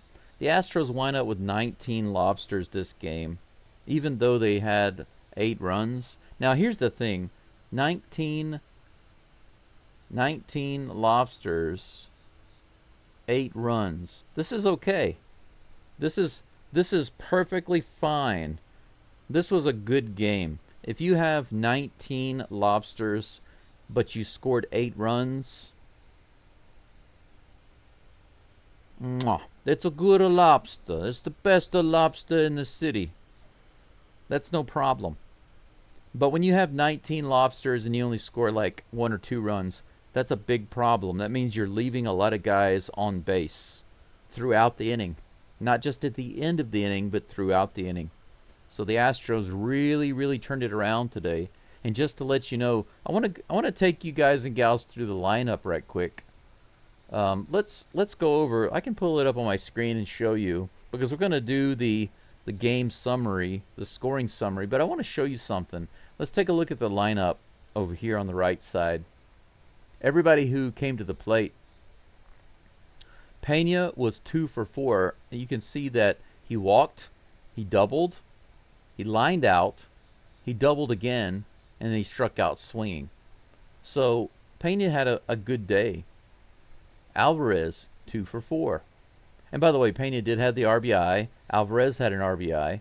Alvarez lined out to center, struck out, singled. He was intentionally walked. That was not his fault. Well, it's his fault for being good. And then he singled, scoring Cam Smith. So he also had a good day, 2 for 4. Melton came in to pinch hit. Or pinch run, I'm sorry. He came in to pinch run. He didn't actually have any at-bats. But he did score, so that's good. Altuve, also 2 for 4. He scored a run. Had a home run. 3 RBIs for Altuve. Had a great day today. He walked. He doubled to left. Scored Pena. Grounded out to first. Moved Alvarez to second. That's a productive hit. Grounded into a fielder's choice to third. And then he homered to left, scoring Melton. So there we go. Altuve had a good day. Also 2 for 4. Correa Not as great. 1 for 5. Struck out looking, struck out looking. One of those was not on him, it was on the umpire. Should have been a walk. He singled center, scoring Alvarez, so he himself also picked up an RBI. Grounded out to shortstop, flied out to right. So he's putting the bat on the ball. But if you look at that top of the lineup, Pena, Alvarez, Altuve, Correa, 1, 2, 3, 4, 5, 6. 6 runs. 6 of the Astros' 8 runs came in the top of the lineup. Walker did not have such a great day today. Struck out, grounded out, flied out, walked. At least he got on base one time. And he stole a base, so good for him. He did something. Diaz 1 for 4 with a nice double. Grounded out, doubled, flew out, struck out. Urias, another good day for him with 2 more RBIs. Homer to left. Single to center, scored Diaz. Struck out swinging, struck out looking. Cam Smith also had a good day today. No RBIs, but he was productive. Lined out, struck out swinging, single to left, single to right. Was able to score twice. And he also picked up a stolen base. Dubon wasn't productive. So really today, the only guys who weren't really productive were Christian Walker and Mauricio Dubon. That's it. I mean, Walker stole a base, okay, and he walked one time. But compared to the other guys, but look at the lineup here. If you go down the lineup and you take a look, RBI, RBI, no RBI, but he's a pinch runner. So RBI, RBI, 3 RBIs, RBI, 0-0, 2 RBIs. Many different players had RBIs. Many different players scored. Pena scored once. Alvarez scored once. Melton scored once. Altuve scored once. Diaz scored once. Urias scored once. Cam Smith scored twice. Almost every single Astro in the lineup scored. That means they were getting on base and they were actually being driven in. Good job, Astros, bringing those lobsters home. We're going to have a feast tonight. 8-3. Pitching, Garcia's first game back in over 2 years.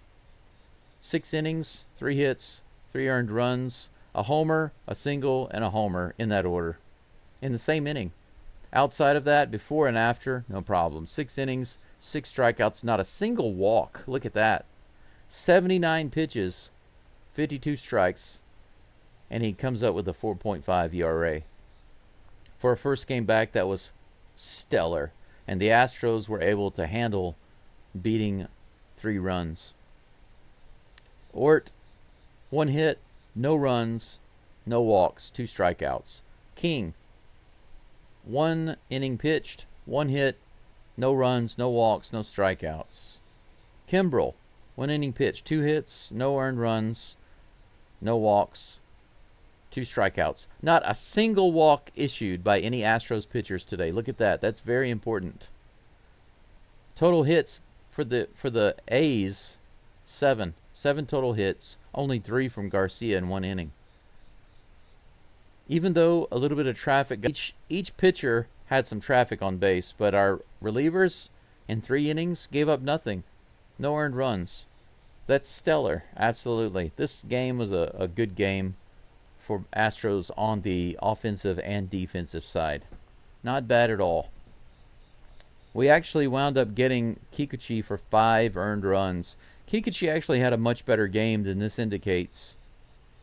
Unfortunately, he was indirectly responsible for some of those runs. But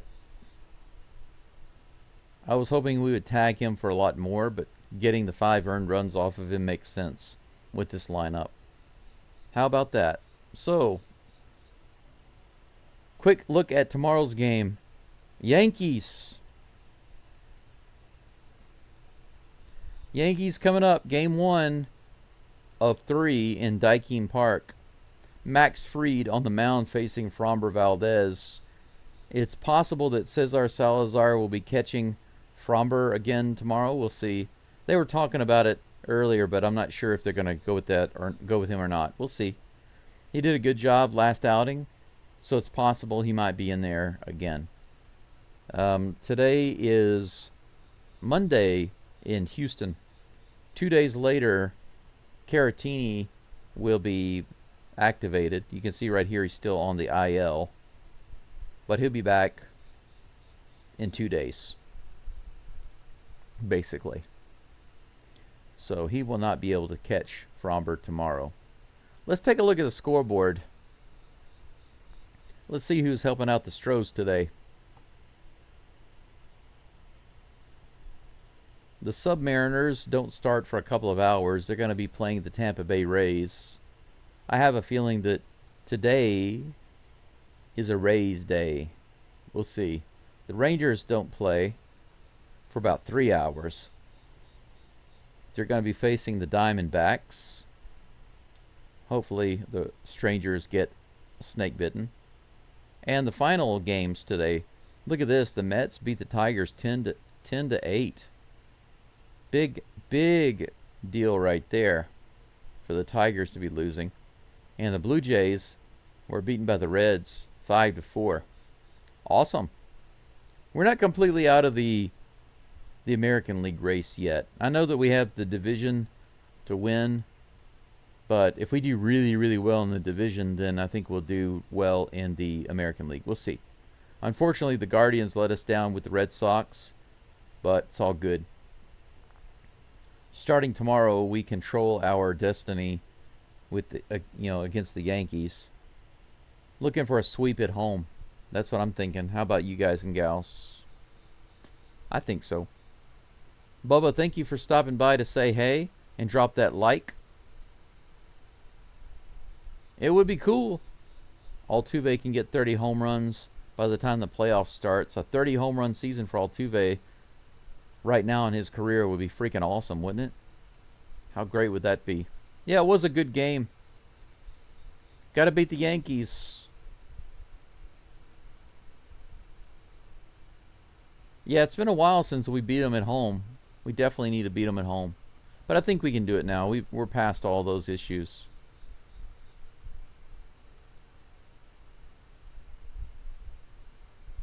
It's okay. We'll play good against the Yankees. That's definitely all, folks. That's all for now. Gregory's calling the game 7 to 5. The Rays over the Mariners. Okay, sounds good to me. Pam says the Rangers game should be on TV for us in Houston. Okay. I will be, well, that game starts at 9. I'm going to get up at 9 o'clock, but I probably, I'll be keeping track of the score, but I don't have time to watch it. When I get up at 9, I'm going to straighten up a few things and wait for the electric company to get here. I can't go anywhere today because I want them to come in the house. Oh, goodness. Yeah, I'm feeling sleepy. It's 6:15 here. The sun is coming up. I want to get some sleep. We can and should, and we will beat the Yankees. Absolutely. Thank you all for your likes, for your comments. I don't know if you ever think about it, but even just leaving regular comments in the live chat, that shows interaction and interest, and YouTube likes that. The likes, YouTube likes that. Any interaction, comments on the video, YouTube likes it. All of those things are free. So even if that's all you can do, I greatly appreciate that. Because the more likes, the more comments, the more live chats, etc., it sends a message to YouTube that, hey, they really like what they're seeing. They're interacting with it. So we're going to show it to more people. And so the audience begins to grow and grow and grow. Sometimes people will come in and they'll subscribe and they'll tell me, hey, I wish I'd known about this channel months ago. I don't know why I didn't see it before. Well, it's a simple matter of YouTube not showing it on a wider scale. And it's a little tricky because the way their algorithm works nowadays, it's a combination of things. They have like an AI algorithm, and they'll do like kind of a test market. They'll try to understand what the channel is about and what we do here. And actually, everything I say in the video and everything that's said in the chat, and the actual video, anything that's on the screen. Like right now, if you look on the screen, you can see I've got the scoreboard on the screen, right? The baseball scoreboard and the Astros logo and all of that stuff. So YouTube actually looks to see what's on the video, not just the audio, but what's in the video, and it puts it all together and it tries to come up with an idea. What is this channel about? And then it tries to show that to people who are interested in those particular things. But it doesn't show it to a large group of people unless it's confident that that large group of people will be very interested in that topic. So it's a combination. It's a very complicated series of computations that go on behind the scenes in order to expand the channel. So I thank you very much for your likes, your comments, subscriptions, and of course donations and memberships. Okay, Pam, I wish you the best. My thoughts and prayers are with you. Please keep your head up, okay? Keep your chin up. I've wanted to give up countless times, and that's still something that's ongoing that I have to deal with. So my empathy is with you as well as my sympathy. Best wishes to you. And also, Brennan, with your family as well. My love to all you guys and gals. Thank you for being here. Astros win. Woohoo! We tied the series. And we start playing the Yankees tomorrow. Let's go for a sweep. Let's own the division and take the league. Take the American League. It's September. Got you, Pam. It's September. Let's make it an Astros September, right? September. Astrember? Maybe. Anyway, that's it until tomorrow. I'm going to go lie down. Thank you very much. Go Stros. And I will see you tomorrow's.